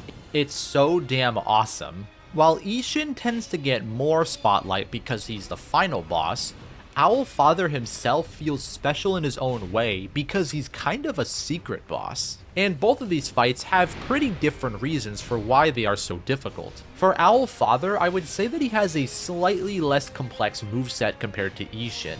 He is made very difficult because he is a huge endurance test. This guy's health bar is beefy, just like before, except he's not just a unit now, he's the whole damn army. But also, he gives you much less opportunities to hit him. This is a better thing in my opinion, because I felt that he left too many openings in his first fight. In this one, it feels like you are still left more openings compared to most bosses. There's still an emphasis to actually hit him, but opportunities aren't being handed to you like candy. One thing that you do need to prepare for is that this will be a pretty long fight, and I don't think that's an issue. It's not a full damn marathon like the Demon of Hatred, but Owl Father is still a fairly long fight. It's just not overly long. Sure, sometimes it might get a bit tiring if you aren't consistently landing hits on him, but I still think his health and posture is great where it is, and it is a real challenge. You really need to put more effort into earning your hits, and you need to parry a lot more attacks from his more complex combos. A lot of Owl Father is similar to his first fight, but there is an equal amount of things different about him too. This is definitely not the same fight, but it is still familiar, just like a certain someone. A lot of your skills in the previous fight will translate to this one, but they'll just be harder to execute, and you'll have plenty of new moves to learn how to parry. Owl was already surprisingly nimble for how large he looks, but now he's on a different level. He is constantly in and out of the fight. He's never away from you for a long period of time. He's always disengaging and re-engaging. The fight is so much faster compared to his first one. Parrying his combos is super exhilarating and feels awesome. They are genuinely challenging too. To me, this boss seems to rely the most on memorization, if that makes sense. What I mean by this is that his timings are very strict. He delays his attacks slightly, and the swings are really fast and kind of snappy. They feel really challenging in a fair way. It got to a point where I started parrying his attacks unconsciously, and I could start looking away from the screen and relying purely on muscle memory. This does exist with the other bosses, but to me, it kind of felt more pronounced here. Once again, he has a really nice mix of attacks, some ranged, some jump attacks, and shinobi firecrackers, but now he has some thrust and sweeps to add to his roster of attacks. I do like this for variety's sake, because it is just a couple of extra moves with different ways to actually avoid them, which is a strength that the first fight had. But this comes with the silly little caveat of him no longer being immune to Mikiri counter and jump counters, because he never gave you the opportunity in his first fight, but now he does. That was a detail that I found kind of cool, but I think it's fine if that isn't present here for the sake of gameplay. This one Mikiri counter is really satisfying to land. You can really feel the impact of this one. This might be the most satisfying Mikiri counter in the game. The jump counter is a little bit awkward to land on him because of how far he dashes when he uses the attack. It kind of feels weird to me at first because no other boss actually requires a movement like this. But I am assuming this is intentional. If you jump diagonally left, you can land on him pretty consistently. It's honestly a pretty interesting little change, and I am a bit surprised that no other sweep attacks require you to actually jump towards them if you want to successfully land on them. There is one minor issue with doing this counter, but it's more of a problem with the arena itself. Jumping backwards has the chance to send you into the wall. I mean, sure, it is avoidable, just don't try to land on him when he's close to the wall. But sometimes it can feel a little bit cheap because you're not able to actually use the whole purpose of the counter, which is to raise posture. And I do feel like this highlights a particular issue with the arena. Once again, this is another really fantastic reuse of an arena. I can confidently say that with every single reuse of a boss arena in this game was a very important location to the story. Not only does every single one of them just look amazing, coming back to these locations multiple times make each of these ones feel a lot more personal and significant. The reuse of them honestly adds to them. So on that hand, I think it is really cool to fight this guy in the Hirata estate. It is very fitting, and I honestly don't think I'd have it any other way. Although this arena is pretty tight for this fight. Owl Father's complex combos push you back a lot, and they last for a very long time. This can lead to moments where you are essentially forced into the wall. I mainly have a problem with the fact that there isn't really a consistent way to readjust your positioning while he is attacking you. You can't really consistently use the dodge because he is very likely to just hit you during your recovery most of the time. So you mainly have to position yourself before he starts one of his big combos, which you'll sometimes not have quite enough time to do so. This guy is very, very mobile. He jumps and dashes all over the place. There is so much movement forwards, backwards, up and down and all around. This isn't a problem by itself at all, but the arena is a little bit cramped with how much movement there is. And these pillars get in the way rather consistently. This is less avoidable than the wall, and they make the arena feel more cramped than it already is. This is the worst part of the fight, but in all honesty, it really isn't all that bad. Like, it can happen, sure, but just not very often. You can mostly avoid problems like this from happening if you are absolutely anal about your positioning at literally all times. And even then, you might still hit a pillar every now and then, but hopefully you can fix yourself. I still think it is a bit of a flaw, mainly because you can't readjust mid-combo very consistently. I think a good change to this arena would be to remove the pillars, resurrection, and also to maybe make the room a bit wider. I think it can afford that. I don't have any complaints about his actual moveset though. I have mostly the same praises as the first fight with him. It's just that this fight is harder. He can cycle through his moves faster, he can do more of them without taking a break. I think Owl Father acts as a great hard mode rematch for the Owl fight. And it's another example of a boss fight that I think actually benefits from being reused. What a fine specimen! Wolf, allow me to honor your efforts and show you this old owl's power! His second phase is honestly great. I really like the new attacks he gets. He sends a flaming owl flying at you, and then he follows it up with that same satisfying Mikiri counter. The fire owl is such a cool looking attack, and it is really satisfying to pull off both of these back to back. The other attacks he gets are kinda interesting. There's one where he vanishes and flies around you as the owl, and then he reappears somewhere around you, usually behind you, to do a plunging attack. You can follow Owl to see where he goes. It is honestly a pretty unique attack, and of course you can counter it with the umbrella. It is pretty fun to track the owl and then nail a parry on an ambush attack.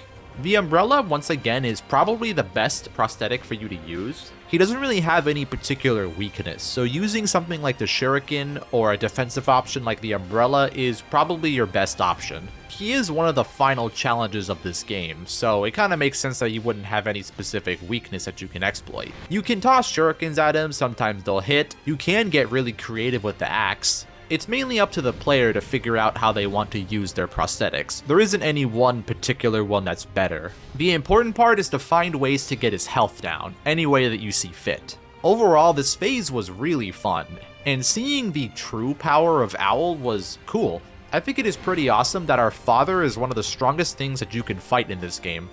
Now, after fighting Owl for a second time, you might think that this is finally all he has to offer. A really amazing fight to send off the character, and one that is arguably the most difficult boss in the game. This fight is technically a rework of him. He's tweaked to be more difficult compared to his first fight, and I honestly believe they did a fantastic job with him. There is even more though.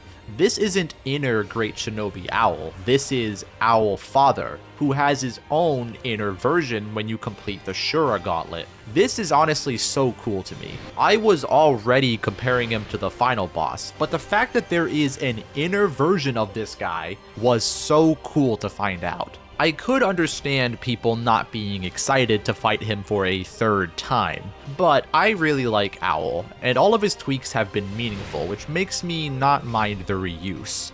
The fight is at such a high level of quality. Owl is very important to the story and to Sekiro, so it almost seems kind of fitting that we have to fight him a lot. This inner rework is my favorite one of the three. Owl has the most changes to him.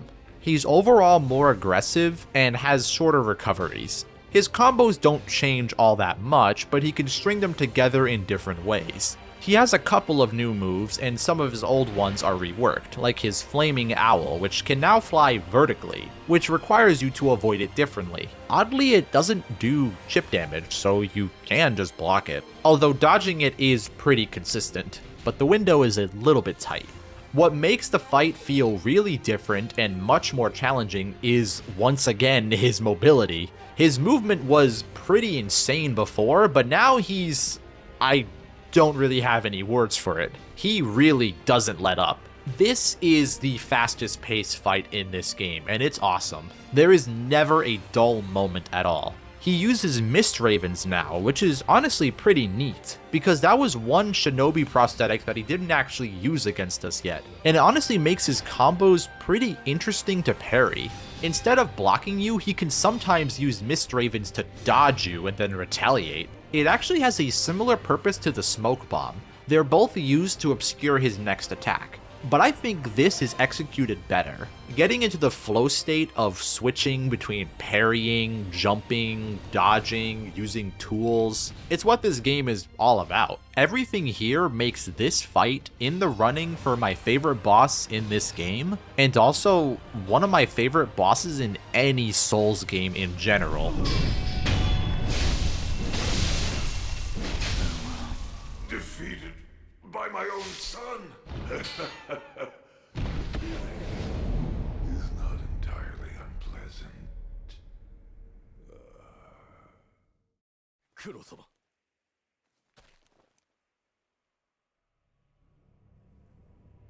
We are finally here at the end, and Sekiro Shadows Die Twice plans on ending us on the highest note possible by bringing in the most iconic boss and character in this game aside from Sekiro himself, Isshin the Sword Saint.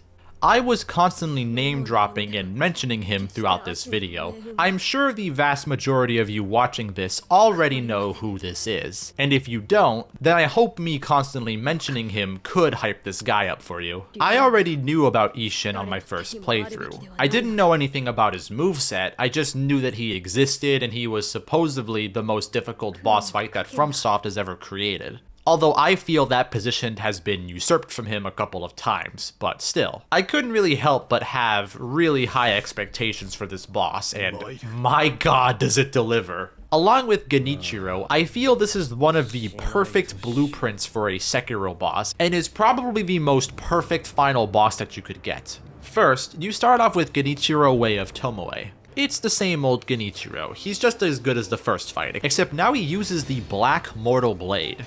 And it's another neat example of a boss using your own moves against you. But since it's literally another goddamn Mortal Blade, it feels a little bit more impactful and dangerous. And it is very dangerous. The Mortal Blade does chip damage. Makes sense, I guess. It's very similar to Headless. It's Just a divine confetti check if you don't want to take damage. Although you can dodge through it. It just looks really funny. I feel like this is an attack that most people would really want to parry. So dodging it feels kind of anticlimactic, but it still works. I think it could be really awesome if you could have both Mortal Blades clash in some way. Like maybe if you use Mortal Draw at the same time he does. I think that would have looked really awesome. There isn't too much else to him though. Just one last match with the main antagonist, which it is very fitting meeting him here in the same place that we had our initial encounter. It's an okay little rematch that serves as an extra barrier for you to beat, because apparently FromSoft just thought that the next boss wasn't difficult enough by itself. This cutscene is really weird and unexpected. With present Isshin dead, Genichiro uses the Mortal Blade to sacrifice himself and literally summon a younger prime Isshin from the underworld. I'm not exactly sure how that works, but it's honestly badass as hell.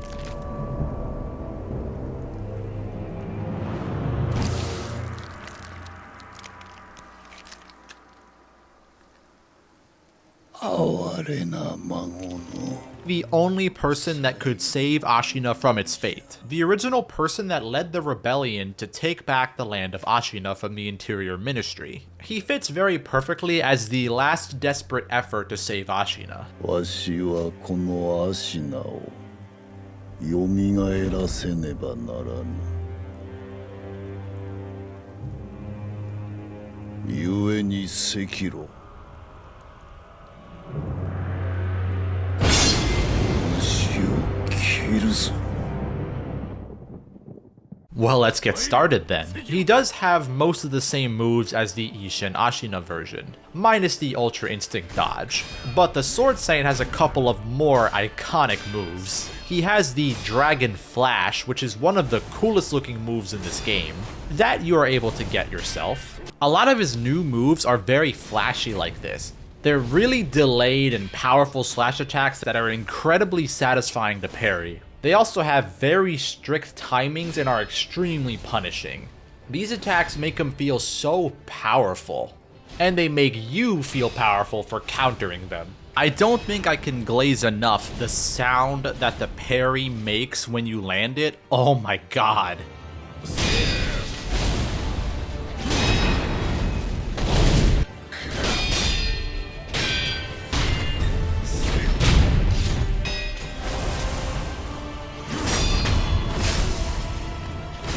Even after hearing it so many times, it still somehow manages to hit even harder in this fight. A lot of his attacks deal chip damage through blocked hits, which forces you to memorize the timings in order to not take damage. Memorizing his moveset honestly feels the most important with this fight compared to really any other boss in this game. He has a lot of variety in his moveset, and some of the most complex combos in this game. Like I said, he's very similar to the Isshin Ashina version, but most of his attacks can be stringed very differently. He tends to add more hits to his already complex combos. He also keeps the same floaty and strange movement, but yet graceful and precise. It's really just so interesting to watch him. I love the way he glides around the arena like some kind of samurai god. His lunges will really trip you up. It almost seems like he can reach you from anywhere in the arena, because he can close distance so quickly. And his arena, oh my god. Talk about saving the best for last. The flowers are beautiful, the view of the mountains is amazing, and the lighting is gorgeous. Everything just fits so perfectly for this game. I'll go over the changes to the arena when I get to his next two phases. Now back onto gameplay. About the movement point, it really does feel like he can reach you from almost anywhere. And he does have a heal punish that I kinda wanna go over. I think the right time to heal is during his recoveries, as in right as he stops doing an attack. If you heal while he isn't doing anything, even if you're far away, he'll just immediately lunge at you and you won't have enough time to heal. I think it's okay, but it can be annoying at times, and sometimes ambiguous when it's actually safe to heal. I want to compare this to a heal punish that I think is done a bit better, but it's a major spoiler for Lies of P's DLC. If you haven't played it yet, please do, and skip to this time if you don't want to see it. You better have played the whole thing. Yes, I am talking about this guy again, Arlecchino's heel punish, I believe, is more consistently counterable, because as long as you aren't within arm's reach of him, you can basically heal whenever you want as long as you can parry the follow-up. And it's honestly really satisfying to pull off. I like being able to force a perfect guard out of Arlecchino, turning something that is supposed to punish me into an actual reward. That isn't quite present here in the same way, and it feels like sometimes you are at the mercy of the AI deciding not to do it. But it's not a huge problem. It doesn't come into play very often in my experience. I personally think that having a heel punish that you can force him to do so that you can parry it would be pretty fun. Maybe if it shifts from a parry to a Mikiri counter in between phases. And the window should be decently tight so that it's actually a challenge to parry. I overall think they added a pretty good amount to this boss. FromSoft did a good job on making this fight not only feel decently unique from his older counterpart, but making him feel upgraded and more challenging. This phase is a pretty decent challenge. With enough skilled play, you can beat him really quickly, but he can also kill you really quickly if you're not careful. I think it's pretty neat when a boss allows you to do something like this, by nailing your parries and attacking at the right time to force him to start attacking again, and then continue the flow of the fight. This will make his 3 health bars much easier to swallow. It works really well. This fight will really test everything you know about this game, and I really love that about him. Now his second phase. I love this transition. I could never really get a good look at it, but I'm pretty sure his cape was cut to look like wings. I'm not sure if that's just me, but I can't unsee that. I'm just gonna say this right now, this phase is my favorite fight in the whole game, period. His moveset is completely different. This is a crazy spike in difficulty. His new moves are absolutely insane, fast, and challenging. This is the most fun I've ever had parrying a boss's combos. His attacks all look really nice. The animation is just so damn smooth, fluid, and feels amazing to parry. He has the longest and most complex combos in the whole game, even beating Inner Owl. This is where Isshin is going all out, and it really feels like it. What makes Isshin so difficult, but also so engaging, is that his attacks aren't just mindless rapid swings, or throwing an insane amount of hitboxes at your face just for the sake of it. It comes from very complex and varying attack timings, but still keeping a natural flow and rhythm to the fight. And what makes parrying these attacks so satisfying isn't just from parrying a crap ton of hitboxes, it comes from the satisfaction of nailing each attack timing, pacing yourself with the boss, and following the fight's rhythm.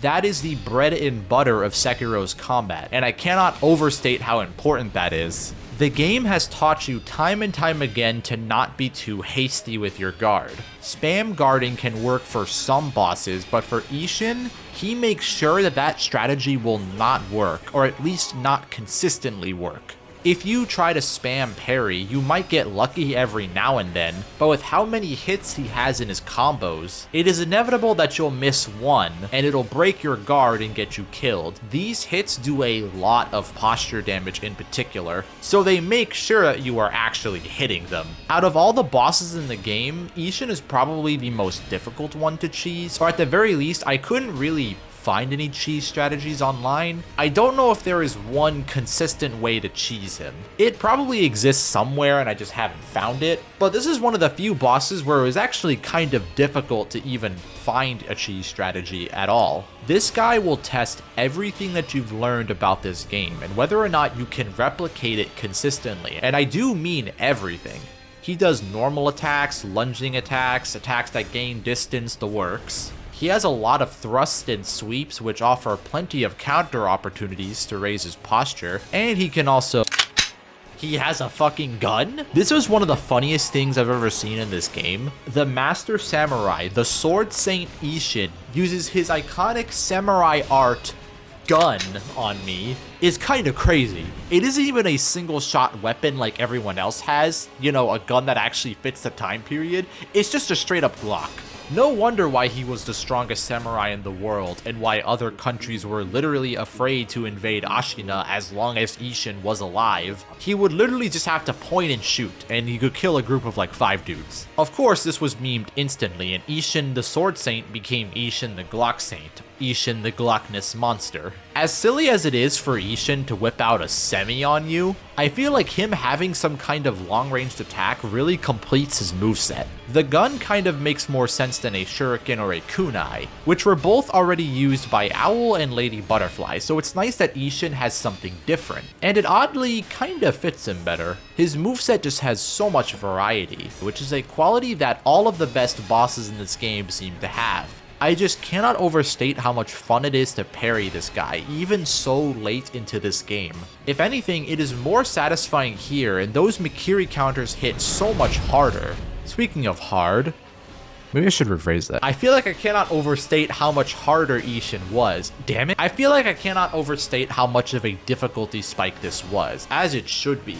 This truly feels like a final test for the player, but it also feels like a test for Sekiro himself. Isshin is in the way of our goal, yes, but this fight honestly doesn't even feel like it's really about that anymore. A master samurai that has been on our side, thank God for that, for basically the whole game. Without knowing anything about this game, Isshin kind of feels like a being that is completely out of our league. An NPC that we would never fight because we think he'd just be that powerful that we'd never be able to beat him. But here we are. We are on his level and needing to take him on in his prime. Of course, his visuals remain just as good. His design is amazing for what it is. The fight still gives off that feeling of fighting a badass old mentor. That is just so cool feeling. Literally the most powerful thing in this world aside from maybe the Divine Dragon. His third phase doesn't change a huge amount, but it's still really cool. I think I should now mention the changes to the arena. The flowers in Skybox aren't the only reason why this is my favorite arena. In phase 2, the lighting gets this reddish hue, which makes things a bit more intense looking. Then in phase 3, the wind picks up more and the storm becomes more prominent, and then lightning starts striking. It looks so nice. These are really simple changes, but when added up, it really adds a lot to the mood of the fight. Now the lightning of course means that he can use Lightning of Tomoe, just like Genichiro. And it does affect the fight in the exact same way. It can trivialize him depending on how often he decides to use it. And it does just as much damage as it does to Genichiro, as in about a quarter of his health in one hit and then allows you to hit him multiple times afterwards. I've seen Isshin do this one lightning slash upwards of 3 times, and it can get rather silly looking as he looks like he's just trying to hurt himself at this point. Like, when will he learn that this doesn't work? The third phase is more of a cinematic ending rather than a huge final challenge. It's more of the same as the second phase, but just with the lightning and these really easy to dodge blade beams, which do look incredibly awesome. On my first playthrough, I was expecting the third phase to be more difficult than it was, and I was honestly a bit disappointed when I saw Isshin's final phase was trivialized by the lightning mechanic just like Genichiro was, and it made the fight feel a bit anticlimactic for me. But I feel this was a bit of a knee-jerk reaction. I mean, it's still kinda true, but the third phase does feel a lot more cinematic, and it's almost seen as a reward for beating the most difficult part of the fight, and the whole game for that matter, being his second phase. You're not quite done yet, but you've made it this far, and it's smooth sailing from here. Now you get to watch the badass lightning counters. I still really enjoyed this phase, but there is one more thing that I need to go over. The last inner boss in this game, who is arguably the most difficult one. And I believe most people share that sentiment, but I think Inner Owl is honestly on par with this fight in terms of difficulty. Inner Isshin. He starts with this black flame circle attack, and my god, I don't know how to feel about this. I cannot for the life of me find the timing for this hit, if there even is any. He just keeps hitting me multiple times and breaking my guard. At first, I found this attack to be slightly annoying, because I thought this just led me to having to run away from the attack again. Which, running away isn't really something that I like doing when fighting a boss in general. But with this specific attack, you can actually backstep a little bit to dodge the first circle, and then push forward to dodge the second one, and it'll earn you a free hit on him. It's honestly a pretty interesting response, and this is something that I kind of wanted the Demon of Hatred to do. I think his first phase might be more aggressive, although I can't really tell. It just feels like he's hitting me more often and that he can string his attacks slightly differently, but I honestly don't really know the details on it. He kinda punishes you more often for being more aggressive, and going in for hits on him is much harder, which I think is a pretty fair challenge. Now his second and third phase don't get a huge amount changed either, but he gets one of my favorite 3-hit combos to parry in the game. It is a combination of a jump into a mid-air parry into a Makiri counter, or into another parry. I do kind of wish a bit more was changed in all of his phases. He feels a bit more difficult in general, but I feel that this particular inner rework deserves a little bit more added to it. But this doesn't really hugely impact my views on this boss. This fight is easily one of the best in the game, if not the #1, and he is my favorite. I believe he is worthy for being one of my favorite bosses in any game of all time. I really believe he's that good. He has fantastic story and lore, huge significance in the narrative and to Sekiro himself. His design is great and unique, his music is one of my favorites, his moveset is so fun to interact with, he has all these incredibly badass attacks that are insanely challenging and so much fun to parry and avoid, he has visual flair, he's just the perfect final boss. Isshin really does have it all. And I couldn't be more happy to end this game on this fight.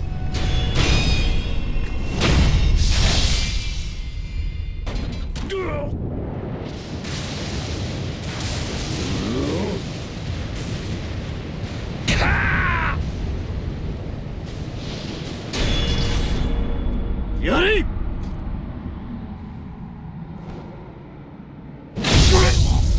見事じゃSekiro. さらば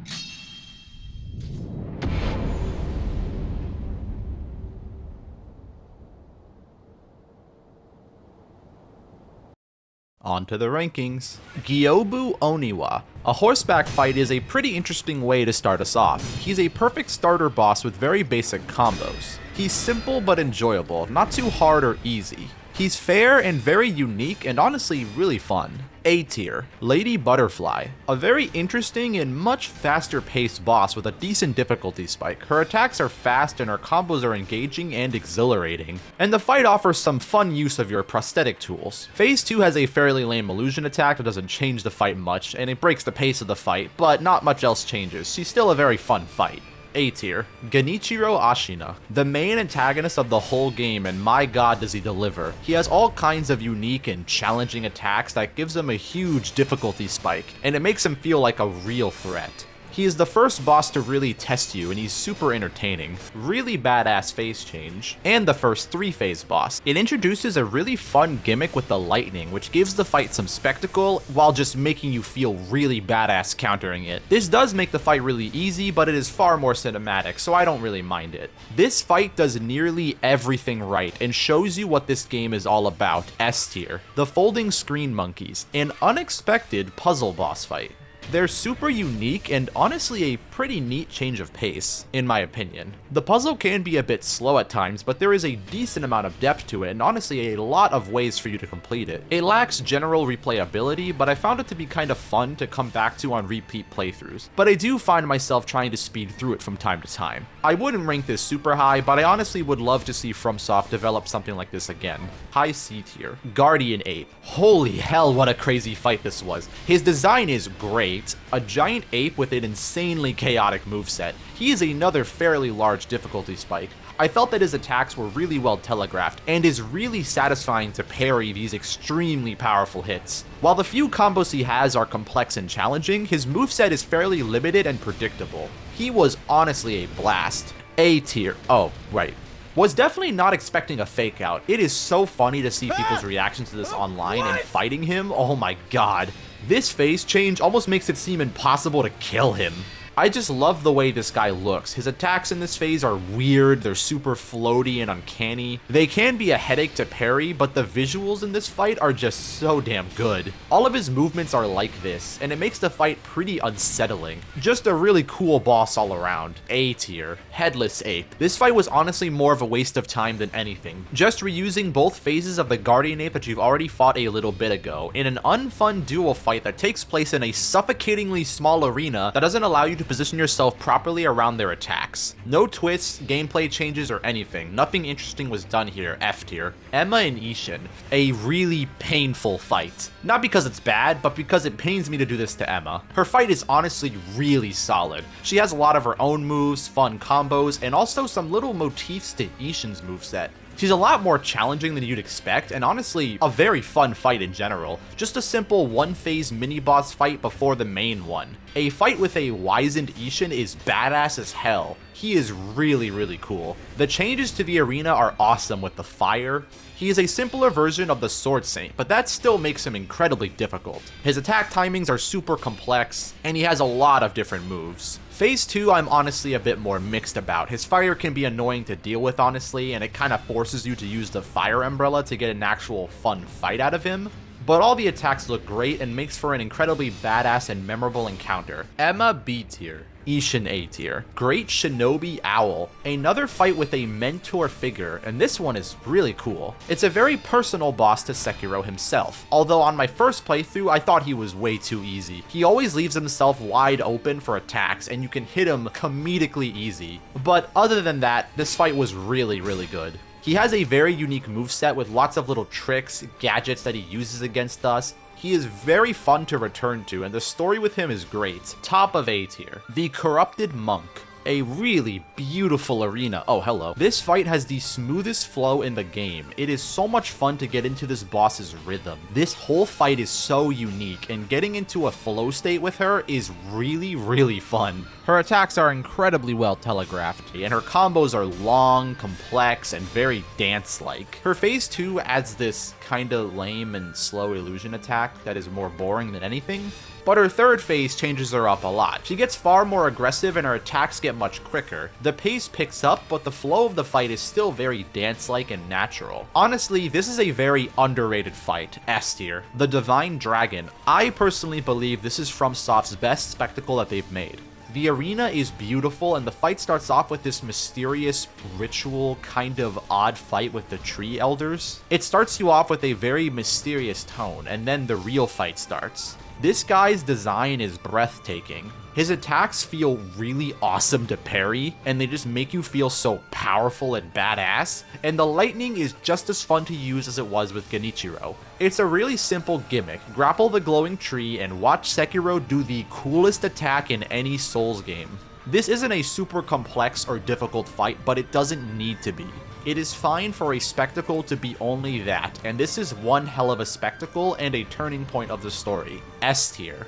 Demon of Hatred. He has such a fantastic and unique design with really cool looking attacks, great visuals in general, and amazing music. His attacks look all really awesome, but holy hell can this guy be frustrating. Every attack this guy has feels intentionally made to be annoying on your first playthrough, but then it honestly becomes boring and monotonous once you figure him out. There is an obnoxious amount of running back and forth which can get very tiring. A lot of his attacks felt very inconsistent, which led to a lot of moments where it felt like I should have taken damage, and also a lot of moments that felt like I should not have taken damage. You're expected to dodge a lot in this, but the dodge just doesn't feel good to use in this fight to me. But it isn't like you can properly see what you're doing because of how bad the camera is. I honestly wasn't a huge fan of this fight. I'm not sure how controversial this is, but below folding screen monkeys. Owl Father, such a fantastic rematch, great visuals and music, mostly has the same moveset but tweaked slightly to make him more difficult, but he still has some brand new moves, taking an already great fight and making it better in my opinion.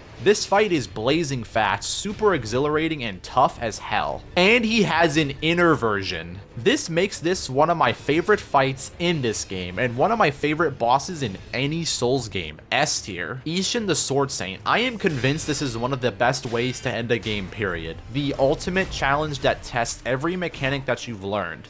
There is no weakness for you to exploit and no easy way out. His first phase phase is slow and precise, with lots of delayed swings that test your timing. He is very similar to the Isshin Ashina version, but feels upgraded with lots of cool looking attacks. He is super fun. The music is amazing, and the arena is one of the best in the whole game, if not the best one, with the beautiful flowers and the mountain range, and also the arena changes mid-phase. His moveset in phase 2 completely changes. The fight gets much faster, but you still need to be very precise with your guards. He has the most complex combos in the game and throws everything at you, including...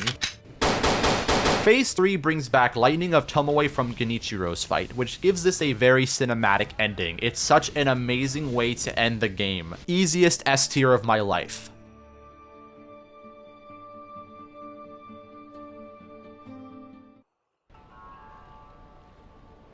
This video took me so much time to make, but I really enjoyed going over all these bosses. And with this, I hope you understand the genius that is this game's boss design, and why I and many others like this game so much. And I hope that I brought up some interesting talking points about this game's boss design, or just boss design of Souls games in general. I would give this game a 100% recommendation, even though if you've already watched this video completely, then you'd be spoiled on all the bosses. But honestly, it is just so much fun to fight them all. Thank you so much for watching this all the way through, and if you watched my previous video, then you are an absolute trooper and I really appreciate it. You can expect to see more videos like this, but also some, hopefully shorter ones in the future, for the sake of my free time. But anyways, just thanks again for watching.